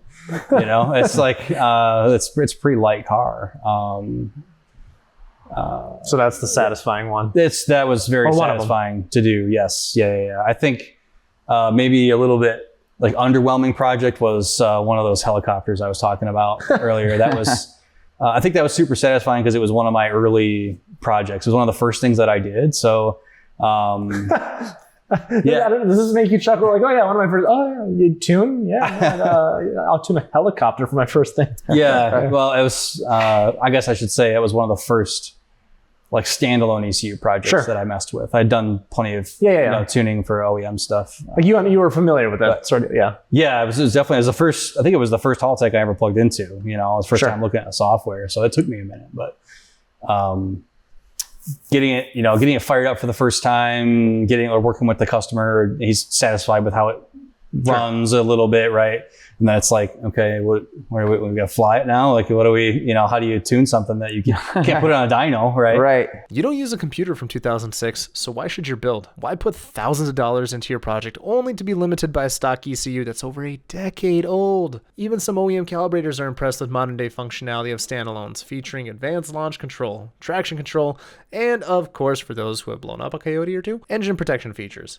Regular listeners will definitely get that one. Anywho, go to tunedbyshawn, SHAWN.com, look at some of the plug-and-play kits available and various Haltech goodies that you can save 5% on using code Minnoxide. Link in the description. Let's get back to the show. Yeah, you're not going to go do some street tuning with it. Yeah, exactly. So actually, a guy I was working with, his name is Dick DeGraw, if you want to look him up, old man. It's just an absolute genius. He came up with sort of a dyno where we basically strapped the helicopter to the ground, to like concrete, right? And where we would do, anywhere like sweep through, like do throttle sweeps with different loads, basically just trying to pull this concrete slab out of the earth with this, it's actually a gyrocopter, but helicopter, whatever. Sure. 4, 5, 6 feet off the ground. It was a 2-seater. I was in the back. You know what I mean? He was kind of like pilot in the front, and there was one behind it. And I'm crammed in this little thing with my laptop, sweating, and it's just loud as like trying. It was a wild experience to. I don't know how old I was at the time, but I was pretty new. You know what I mean? Yeah. It was pretty wild. Like that was really satisfying. Just wow, I did the thing. Yeah. So what does data logging for a gyrocopter look like? I mean, it's a Subaru engine. That's what he had in it. So it doesn't really matter what that engine is driving. So it's pretty much the same thing. Okay.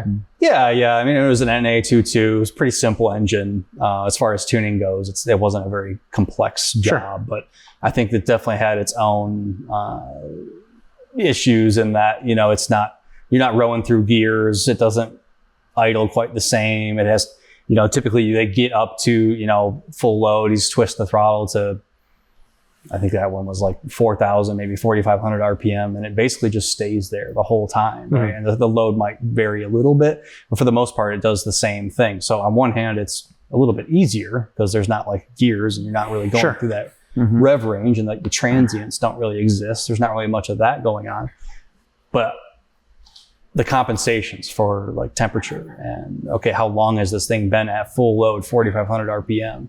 Has it been 2 hours? Is the intake temp getting up there? Okay, what do I do with ignition timing to try to save this thing from, putting a hole in it and maybe not coming to the ground. So yeah. Well, I'm the sound effects guy. Right. I think that's one thing that people don't realize when you're talking about something that doesn't have a transmission. In the marine world, you could be running, if I have my Yamaha boat wide open and I'm ripping across the lake, it takes me 20 minutes to get from one side or the other. I'm at 8,000 RPMs almost the whole way. Yeah. So like it's not like it's there for a second and then back down. They're running at wide open for quite a while. Right. Yeah. Yeah. It actually, we've actually done a couple of Ecoboost jet boats and airboats with customers, just doing something similar, kind of tie that all together with similar stuff. But actually, drift cars aren't that far off from that complicated issue that we're talking about of staying at that higher RPM. Like these guys will just ride on limiter for who knows how long. They're not. It's not like a road car where you're going down to second gear up to sixth gear and then going through the street. That kind of thing. So what's next for you then? What does the next year, 2 year, 5 year sort of look like? So I think we will kind of perfect a lot of the products that we've come up with. I think maybe we released a little too much at once, for how small that we are. We just had a lot of good ideas and stuff was working and it was like, okay, it works. Let's get it out there. And it kind of got popular pretty quickly. I think we need to pump the brakes a little bit, perfect some of the solutions that we have. We'll probably narrow in on perfecting our wiring production process. It's relatively low budget. It's a little slow right now. I think we need to speed that up a little bit. Maybe look to hire someone else. We'll see, that kind of thing. Just, I guess, basically to answer your question, just perfect what we have going on. Basically making it more efficient. Try to perfect production methods. Maybe we can find areas to bring cost points down or whatever it might be. Just try to be a little bit more efficient on the customer support side. Like again, there's only 3 of us and it's hard to get back to everybody that might have even if it's a good comment or whatever. Like sometimes it takes me like over a day or 2 to get back to a simple email. So maybe we can focus on doing that a little bit better, and we can kind of perfect the product line that we have going on, get a good, scope of work, solidify in the next year or 2. And then I don't know what's going to happen 5 years from now, because if I look 5 years back, it was a totally different direction. Yeah. So there's really no way for me to even predict. I'd hope that the Ecoboost stuff takes off a little more. I think we'll focus on that for a long time. Like I've been seeing it pop up like wildfire. Yeah. So I think it's a good space to be in. It's good to hear that. But it's definitely surprising to see that. We didn't really expect it to be as big as it is. But it's a good thing you're focusing on that too. Cause like again, a lot of the people we had on the show are business owners, and it's very easy to tell, like the people who are focused on improving stuff typically improve it. That's good to hear. Yeah. I think, that's definitely the plan. Like I say, maybe we start looking for hiring another guy. Maybe 2. It'd have to be like the perfect fit for sure. And then I really enjoy e-tuning people's projects. It's a Link ECU. I'm familiar with it, and it's always something different. I typically learn at least a little something, every time. Like, oh, they're using this product or whatever. It might be it acts this way. So that's been pretty satisfying. Is just kind of going through that, and then messing with the latest Link ECU stuff. The car on the dyno has the what was the first Neo 4 in the country, and got it started. Actually, Nate from Link, their media guy, was here yesterday got a bunch of media on it. I think he put out a reel actually last week when he was here, when we first got it on there. I can't remember. But yeah, just messing with that new technology has been really fun. I'm interested to push that to its limits, see what its limitations are, because I can't really see any right now. It seems like it'll do anything and everything that we could do with an Ecoboost, you know. So what's your do you have like a backlog right now of builds? Are you looking for more of those in here too, or how long does it take you to kick one out? Yeah, I'm glad you went that way. I think that's another thing that, as far as the projects in here, we definitely want to narrow in on just resto mod projects, that kind of thing. And ideally Ecoboost powered stuff. That's kind of the goal. So as far as a backlog of those types of projects, we're not too backed up right now. Okay. I think, we probably have at least a couple months worth of work here right now. That's a good healthy spot to be. Yeah. I think, and a lot of our focus has shifted to, the website, online sales, supporting those products, e-tuning stuff and stuff of that nature. Sure. We've been saying no to a lot of people that are like, hey, I've got a 2015 Coyote Mustang with an intake. I want a dyno tune. Sorry. Unless you're going to put a Link ECU on it or Motec, someone else can help you better than we can. More efficiently, I should say. Yeah. It's going to take us too long. So if somebody wanted to do that and had a Link ECU and they wanted to do, is that something you are open to? Have you tuning something V8 versus Ecoboost? Not much difference between the? Yeah. If it's got a Link ECU on it, I'll tune it. It doesn't really matter what it is. I'm so proficient with the software at this point that as long as I have good data from the equipment that's on it, sensors and whatnot, I'd make short work of it, I think. I've done plenty of V8s and LS stuff, and I don't know. I can't really think of maybe a weird engine that I haven't done in LA. I mean, rotaries, RBs, JZs, SRs. I haven't done a Coyote on a Link, actually. So that example was probably a pretty good one, actually. So, but the new Coyotes being DI, it would be nice to fit one with, and control it completely with DI. So. Before we start wrapping up here, I do have to ask, what's with the backwards stickers? We just talked about this the other day. So that's kind of just a thing in the drift world where one side of the car what matches the other side. So they're like the correct way. It's basically a mirrored image of the other side of the car. Right. Yep. Yeah.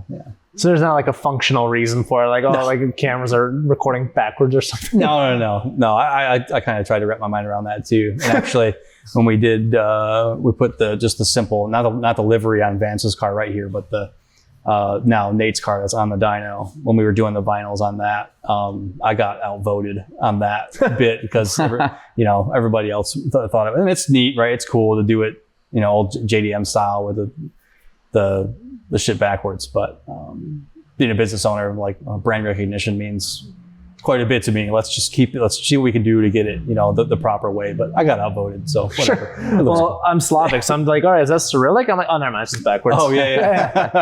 Yeah. Well, shoot, anything else from you before we talk the usual three?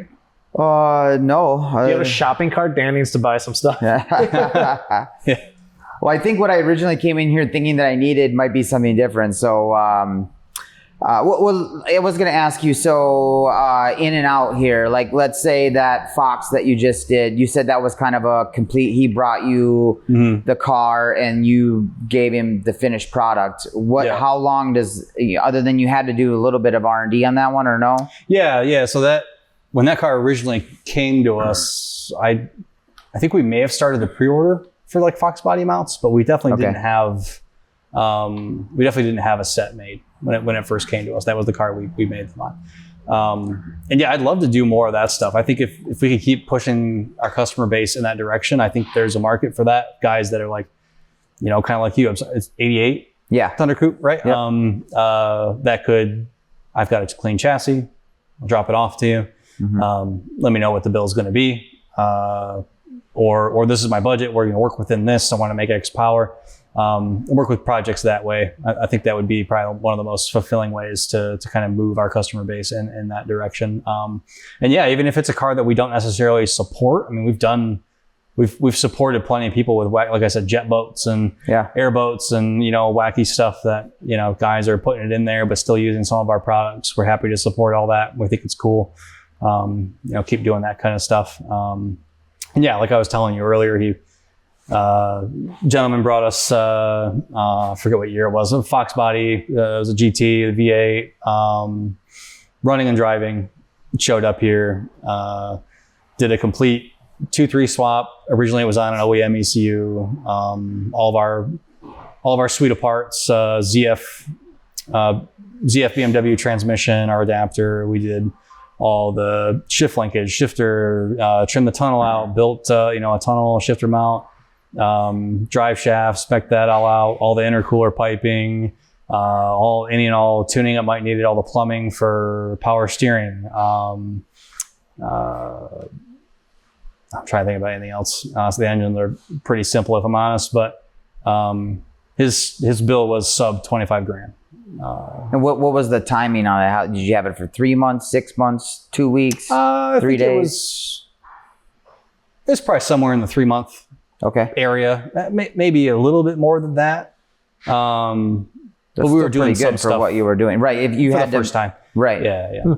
I think if we could probably, if we had everything and all the questions were answered, the realistic time frame might be 2 months, something like that, just to kind of give us a buffer. Like, there's always going to be a little something that might be different or fitting that you have to order. Like, scratch your head for a little bit. I need this fitting. I got to order that. Sure. That's always going to kind of push things back a little bit. But I think that was probably somewhere in that time frame. It's shy of 6 months, that's for sure. Yeah. From like concept to completion, it wasn't that long.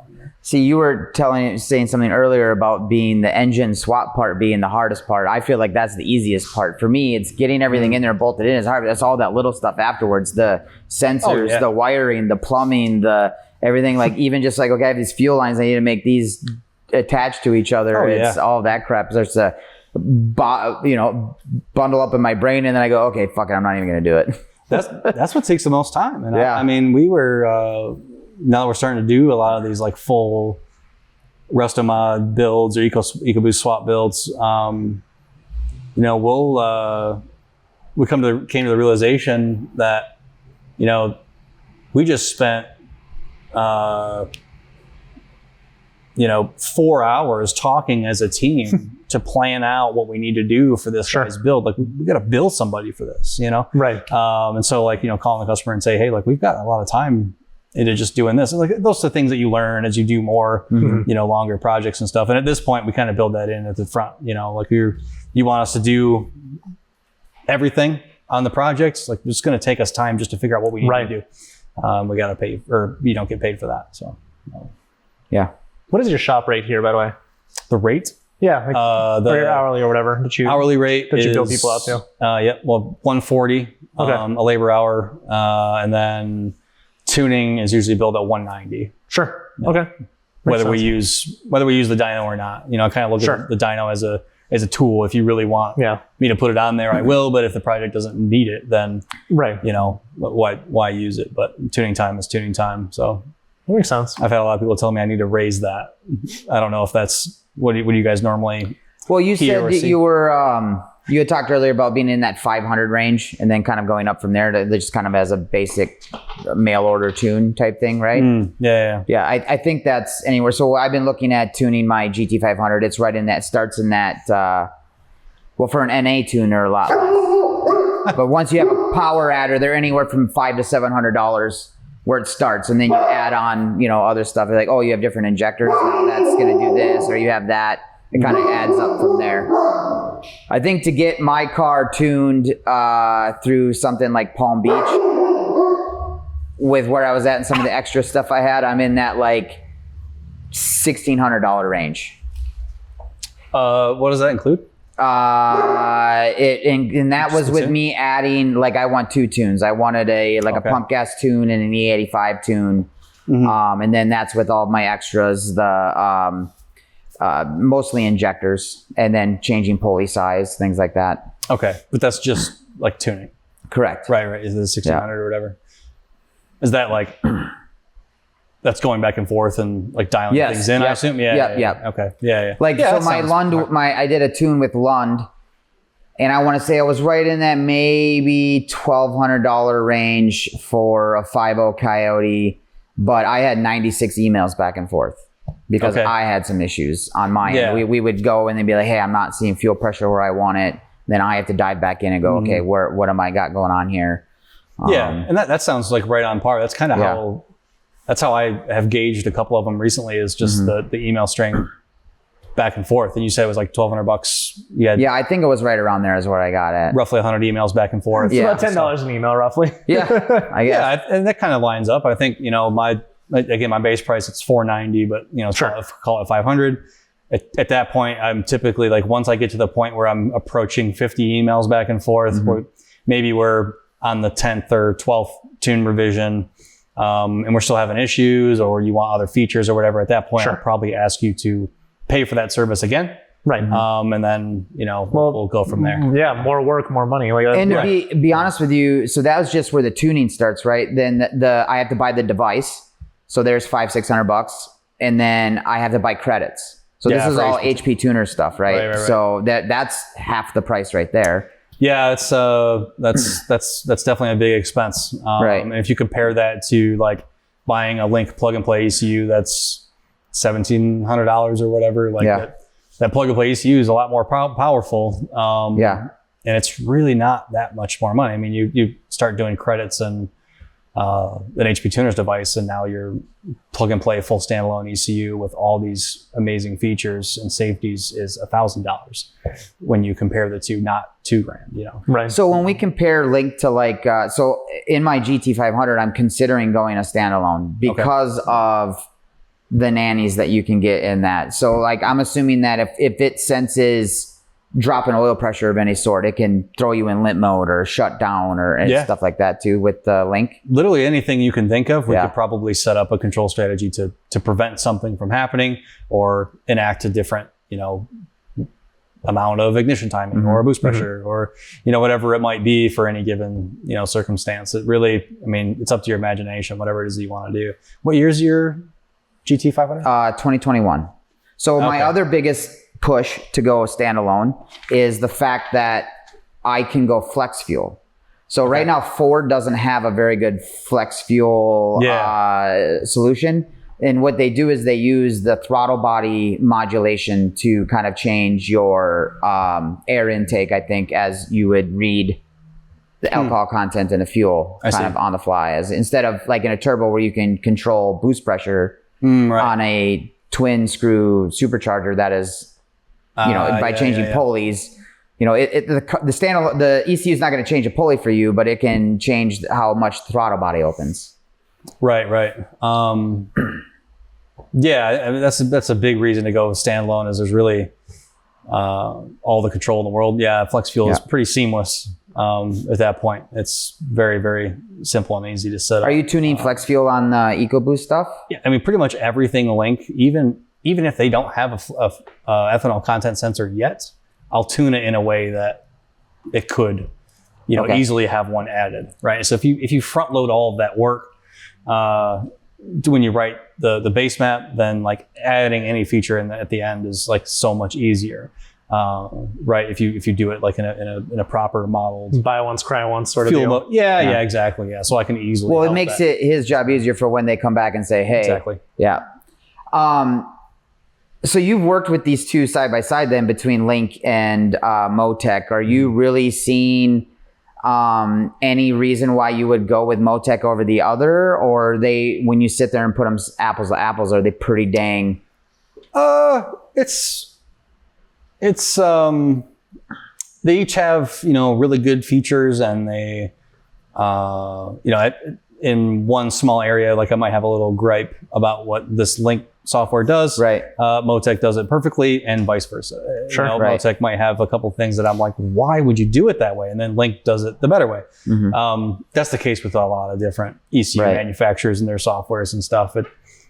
sometimes I think Andre says this often, where he says, I wish these manufacturers would talk to each other a little more. Or that was the last episode we did. Take some stuff. Oh, really? He mentioned, I've just heard him say it a couple times where he's absolutely right. I mean, I think, taking advice from some other companies, there's no shame in that. The way he worded it, he's like, I think these guys work in a bubble. Like, they don't look at what other people offer in ECUs. Like, they all are great in one aspect, but it's like, start stealing features. So right. Yeah, you think you would see more of that, but you really don't. Typical engineers. Yeah. I think maybe where you were headed was, Motec and Link. Yeah.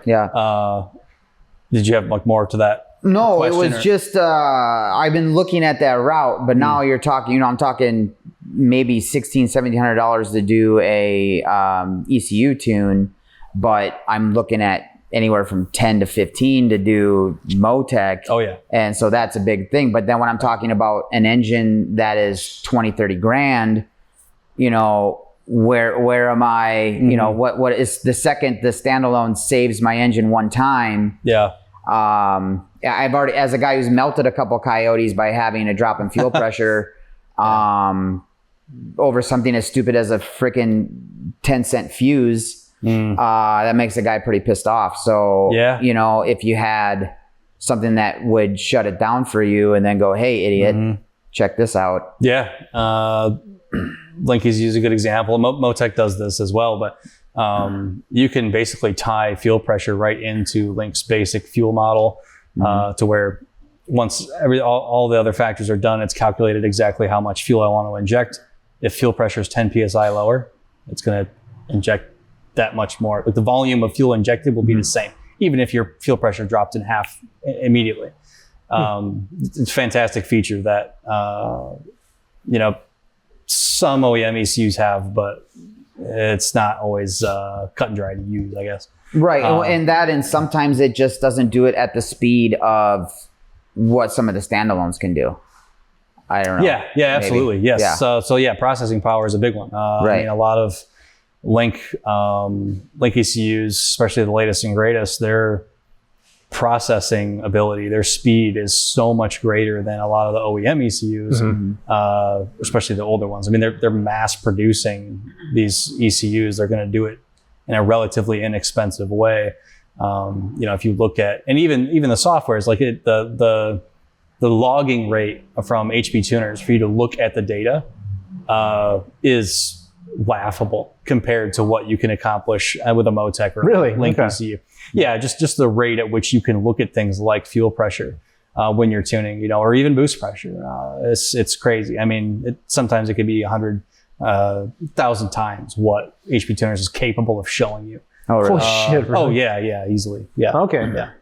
Huh. Not that you would necessarily need that for those types of things. That Sure. I think there's some pretty crazy statistics for logging rates with some of the new Link ECUs that you would use for things like shock pots or dialing in chassis stuff rolling around a course, that kind of thing. You may not, I'm not logging boost pressure at 10,000 hertz or some silly just to do an E-tune on a JZ or something. I'm not not using that functionality, but there's a solution for everybody's issue, right? You don't need an M4 for paintball, right? So for what most people are using their GT500 for, they're going to a lot of them are doing drag race stuff. If you're doing road course, usually the car in stock form is perfectly fine.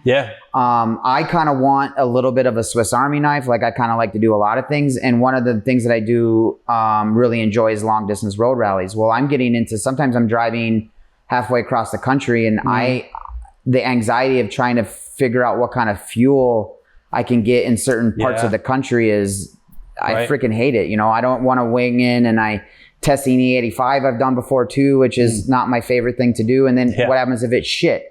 Now I have, I'm carrying around, I just want to be able to pull up to a pump, even if it happens to be 91, I want to be able to put it in my car, and I want my ECU to go, hey, we're going to turn this thing down to a Honda Accord level. And you can get to where you're going, and I don't have to worry about melting another engine. Yeah, I think Link ECU would definitely do all that for you. like I said, pretty much, most tunes I do on the flex fuel side of it, you could run anything. When I'm done, you could put anything from E0 to E100 in it, and it will work flawlessly, throughout, most of the time without even ever having to test on those different fuels. Yeah. So I've done full flex fuel tunes on cars that never had ethanol in them at all. And then they went and did it one day and it ran, it's flawless. They send me a log. Oh, just want to, make sure everything's good and it's right on point. If you understand the math, that's really not that hard. You have good sensors and, yeah. So yeah, I mean, a Link ECU would definitely ease a lot of those stresses, I think. Okay. Or any standalone for you at this point. Yeah. He keeps going back and forth on this. I think it's been, a year and a half you've been trying to find a solution, I think. Yeah. After you, like I said, you blow up a couple engines. I did one in stock form, and then I went to a built engine, and I still had issues with that. And basically what my problem came down to was fuel controller that I had a dead fuse on the inside. So I even replaced my pumps. It said your pressure's not there. Sure, should I have probably been monitoring fuel pressure inside my car with some sort of aftermarket gauge? But then when you're in wide open throttle and doing some of the things you're doing, you're not wanting to look down at your gauges either, right? I'm going 160 miles an hour sometimes, and I'm trying to pay attention to what I'm doing. Allegedly in Mexico. Yes. Yeah. So that's not always the greatest solution either. And this particular company, a fuel controller I had, you would think that if there was a fuse, which by the way, you have to take the controller completely apart, take all of the cables off of it. To see that you have a dead fuse. You would think that a simple LED red light, which I know you can get, there's lots of things out there when a fuse blows, it goes, hey man, you got a fuse out. Right. Or whatever, put them on the outside, do what you can to make it a little bit easier on the end user would be great. Right. Some sort of indicator. Yeah. At least. Yeah. Yeah. So I think that may have been my problem for a couple engines, but we'll. Yeah. I mean, I don't know. Sounds like you would benefit quite a bit from standalone ECU. I think that's where I'm at. Just the 15 grand for Motec was a hard pill to swallow. It is. Yeah. He has some art to sell. So yeah, it's a lot of money. So do they make is it a plug and play completely for that? There, as far as I know, there's only one company. There's a company that sells a plug and play kit for a Motec, an M150, I believe. Okay. But you buy that separate, then you buy your M150, and there's one company that you go to for a one-stop solution. They tune it, they do all that stuff. Basically, you drop the car off, 15 grand, you get it back all tuned with all the goodies and everything. Specifically, like they specialize in that GT500. Yeah. I mean, that sounds like the place to go to, probably. I don't know. I'm still not I don't know if I want to spend that much. I have other friends that do Motec stuff. I'm open to doing some, this Link seems like a decent deal. I'm open to some things. Yeah. I'm wondering how much their harnesses would work. So that would be the tricky bit, and the unknown would be getting a Link ECU wired to it, and maybe that's something we could help you with, because we were already super familiar and stock a lot of the Ford OEM ECU connectors. Yeah. Connectors in general, not just ECU connectors, sensors and everything. So, and we're familiar with the pins and whatnot. So maybe it would be relatively easy for us to fit a Link to your car. I mean, I don't want to say for sure, but I have to imagine that it would be.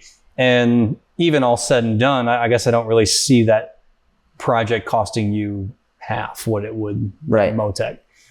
Tuned and everything. I don't really see it being much more than that. And that's kind of where I wouldn't. They're a great product, don't get me wrong, but I don't know how much you're paying for the name for what my solution is. They're probably, they're probably great in a very crazy 3,000 horsepower Viper application. Yeah, that's your go-to. But the main people we've had on that focus in Motec on the show are Nth Moto, which I'm not sure if you're familiar with them, but twin turbo Vipers, 3,000 horsepower Vipers.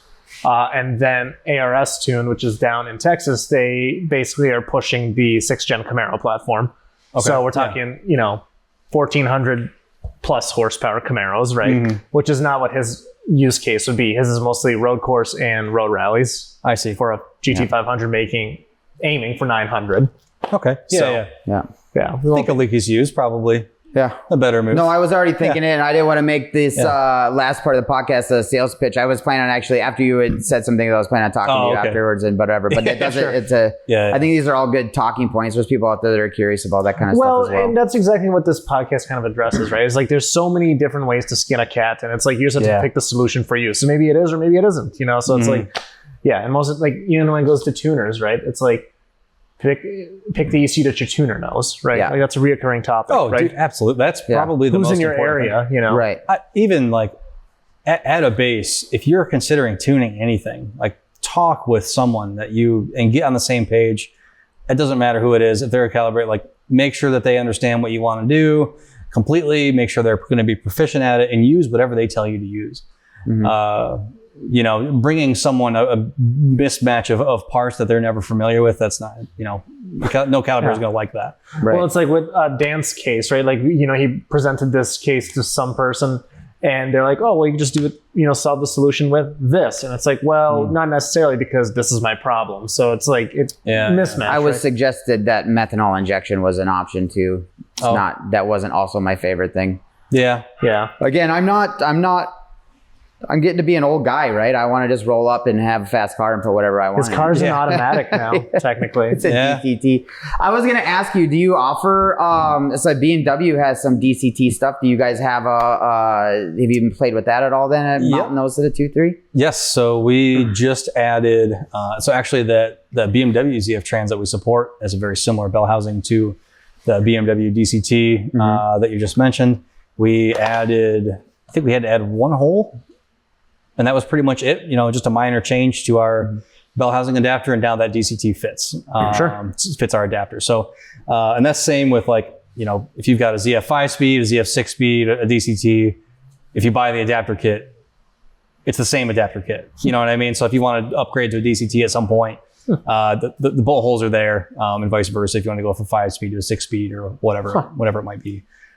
Yes, pretty excited to play with DCT stuff. Actually, talking with Rob Fields, Fields Auto Works, we were talking about earlier, about doing some DCT stuff in one of his that'd be cool. Customers' cars. Yeah. So I'm pretty excited about that.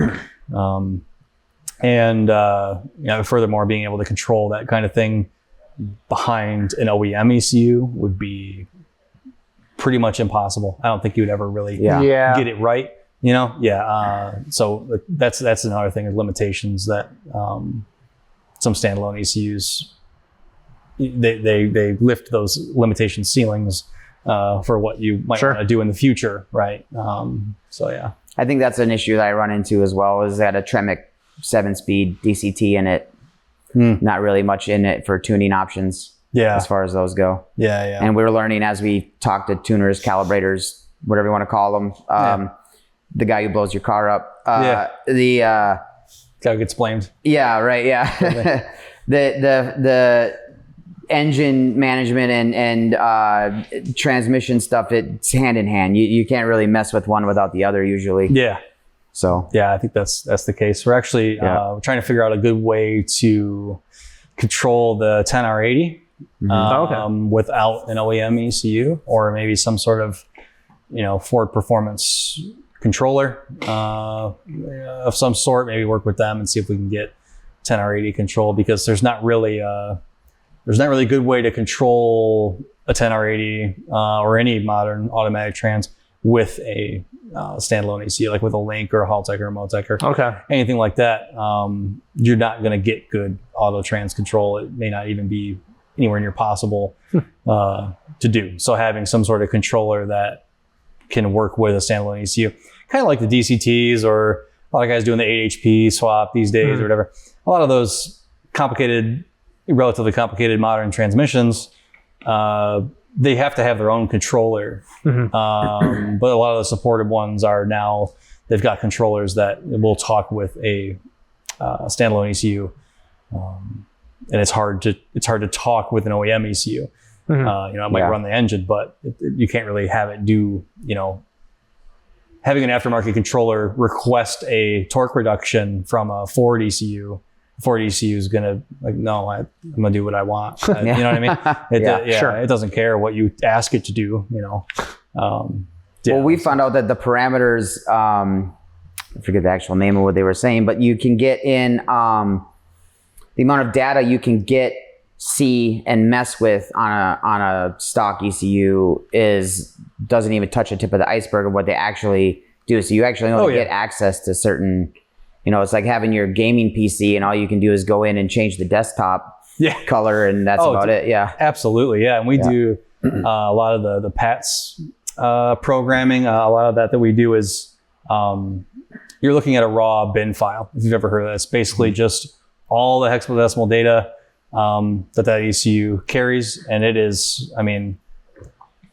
it could be millions of lines of code, but even with some of the most well-developed ECUs that HP Tuner supports, all the tables and options that you see and that, the whole HP Tuners editor, maybe you guys have looked at it before, their software, all that you see is maybe 3% of the data that's in the ECU. I think that's about correct. Yeah. Yeah. It's wild what's behind the curtain you can't see. Or nobody's bothered to figure out what it does. Well, so we had Vanish on the show, and basically he's seen both sides, and I think it's like a factor of like 20 roughly. That's the difference between what's available. Yeah. But one of the things you mentioned is like a lot of it's also unnecessary to look at as well. So there's that too, right? Just the basics and all that. So, how much of it is worth it? But at the end of the day, just go standalone. That's a really good counter. Is like, yes, there's a lot of stuff there, but you might only need,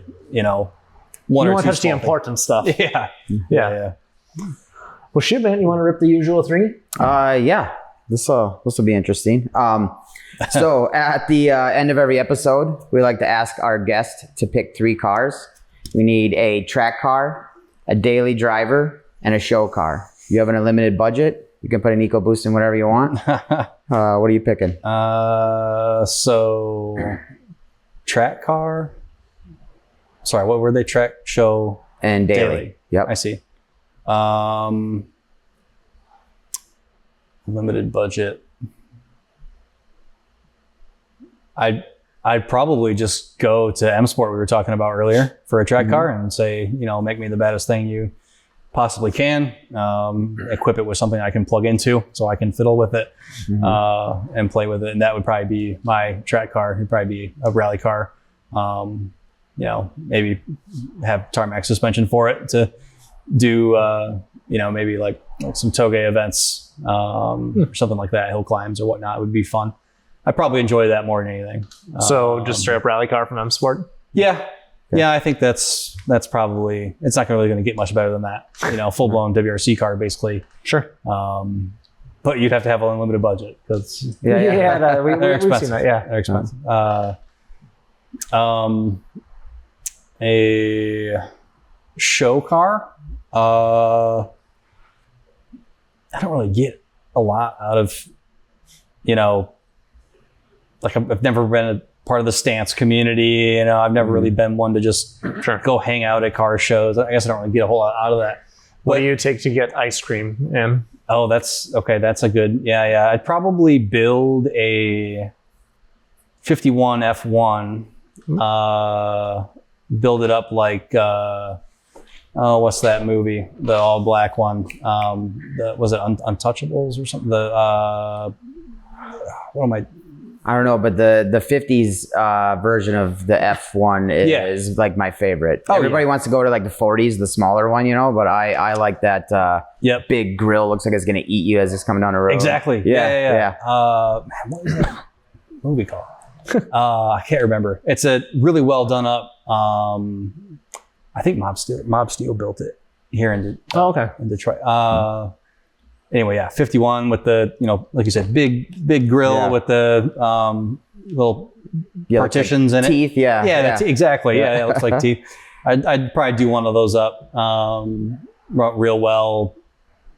I'd probably put, maybe I put a 3.5 Ecoboost in it. Dude, those things are, my wife's Navigator has one in it, and I'm like, dude, that's one of the most fun trucks I've ever driven. And it's a 7,000 pound SUV with cooled seats. Like, that's great. Yeah, I've got a 2020 F-150 Lariat. It's the best. I mean, it's so good. Such a good truck, great fuel mileage. tows like a dream. I towed a 96 Bronco out here 10 hours with my Navigator. Yeah. With the Navigator? Yeah. They do great. Really, really good. So yeah, I don't know. I think I'd probably, maybe I put a 3.5 in it. Maybe I put a 2.3 in it or something. Probably an automatic. Go get, chill, get ice cream, put the girlfriend in the car, tool around, drives on Sundays and stuff. Maybe we go downtown car show or whatever. And for a daily, if money wasn't an object, it'd probably just be a brand new Super Duty Platinum. Sweet. Something or other. Yeah. I could also use it as a tow rig, right? I had a 17 Platinum before I bought this truck, and they're just 6.7 diesel. It's fantastic. Pulls anything. Super comfortable. All the amenities, like the doorbell's getting cranky. Cool seats and stuff. You yelling at Leo. Well, sweet, man. Where can everybody find you? Our website's probably the best. Jem-sport.com. jem-sport.com. There's a contact us form on there. That's perfect. That's probably the best way to get a hold of us. As you guys have probably heard the phone ring a couple times. And we're a pretty small operation. We don't always answer the phone. So, email's probably best. And then on Instagram, Facebook, it's jem.sport.spec. Same with I'm Jem Sport Jake, my personal one or whatever. Jem Sport Spec is the page, and there's a couple other people associated with the business that have that similar thing. Awesome. Going. Dan? You can find us at Gunna Garage. Maybe we'll get some Woodward Dream Cruise content. Hopefully, my wife will make a couple reels or whatever. You guys didn't throw the GoPro on the thing yesterday. Are you kidding me? You got so far Woodward hasn't been as lively yet. I'm waiting for towards the end of the week here. Have you guys been out driving? Yeah, a little bit. Yep. Yeah, it'll be fun. We'll be out there tomorrow a little bit. We'll see what happens. But on that note, thank you very much for coming on the show. Yeah, thanks for having me. Yeah, or thanks for having us. And Dan, thanks for existing, and we'll see y'all next time. Thanks again for watching the show, guys. Be sure to go into the description down below and check out all of our sponsors. They are what make this show possible. It allows us to travel the country and talk to some really cool guests. So be sure to check them out, support them just like you support us, and see y'all next time.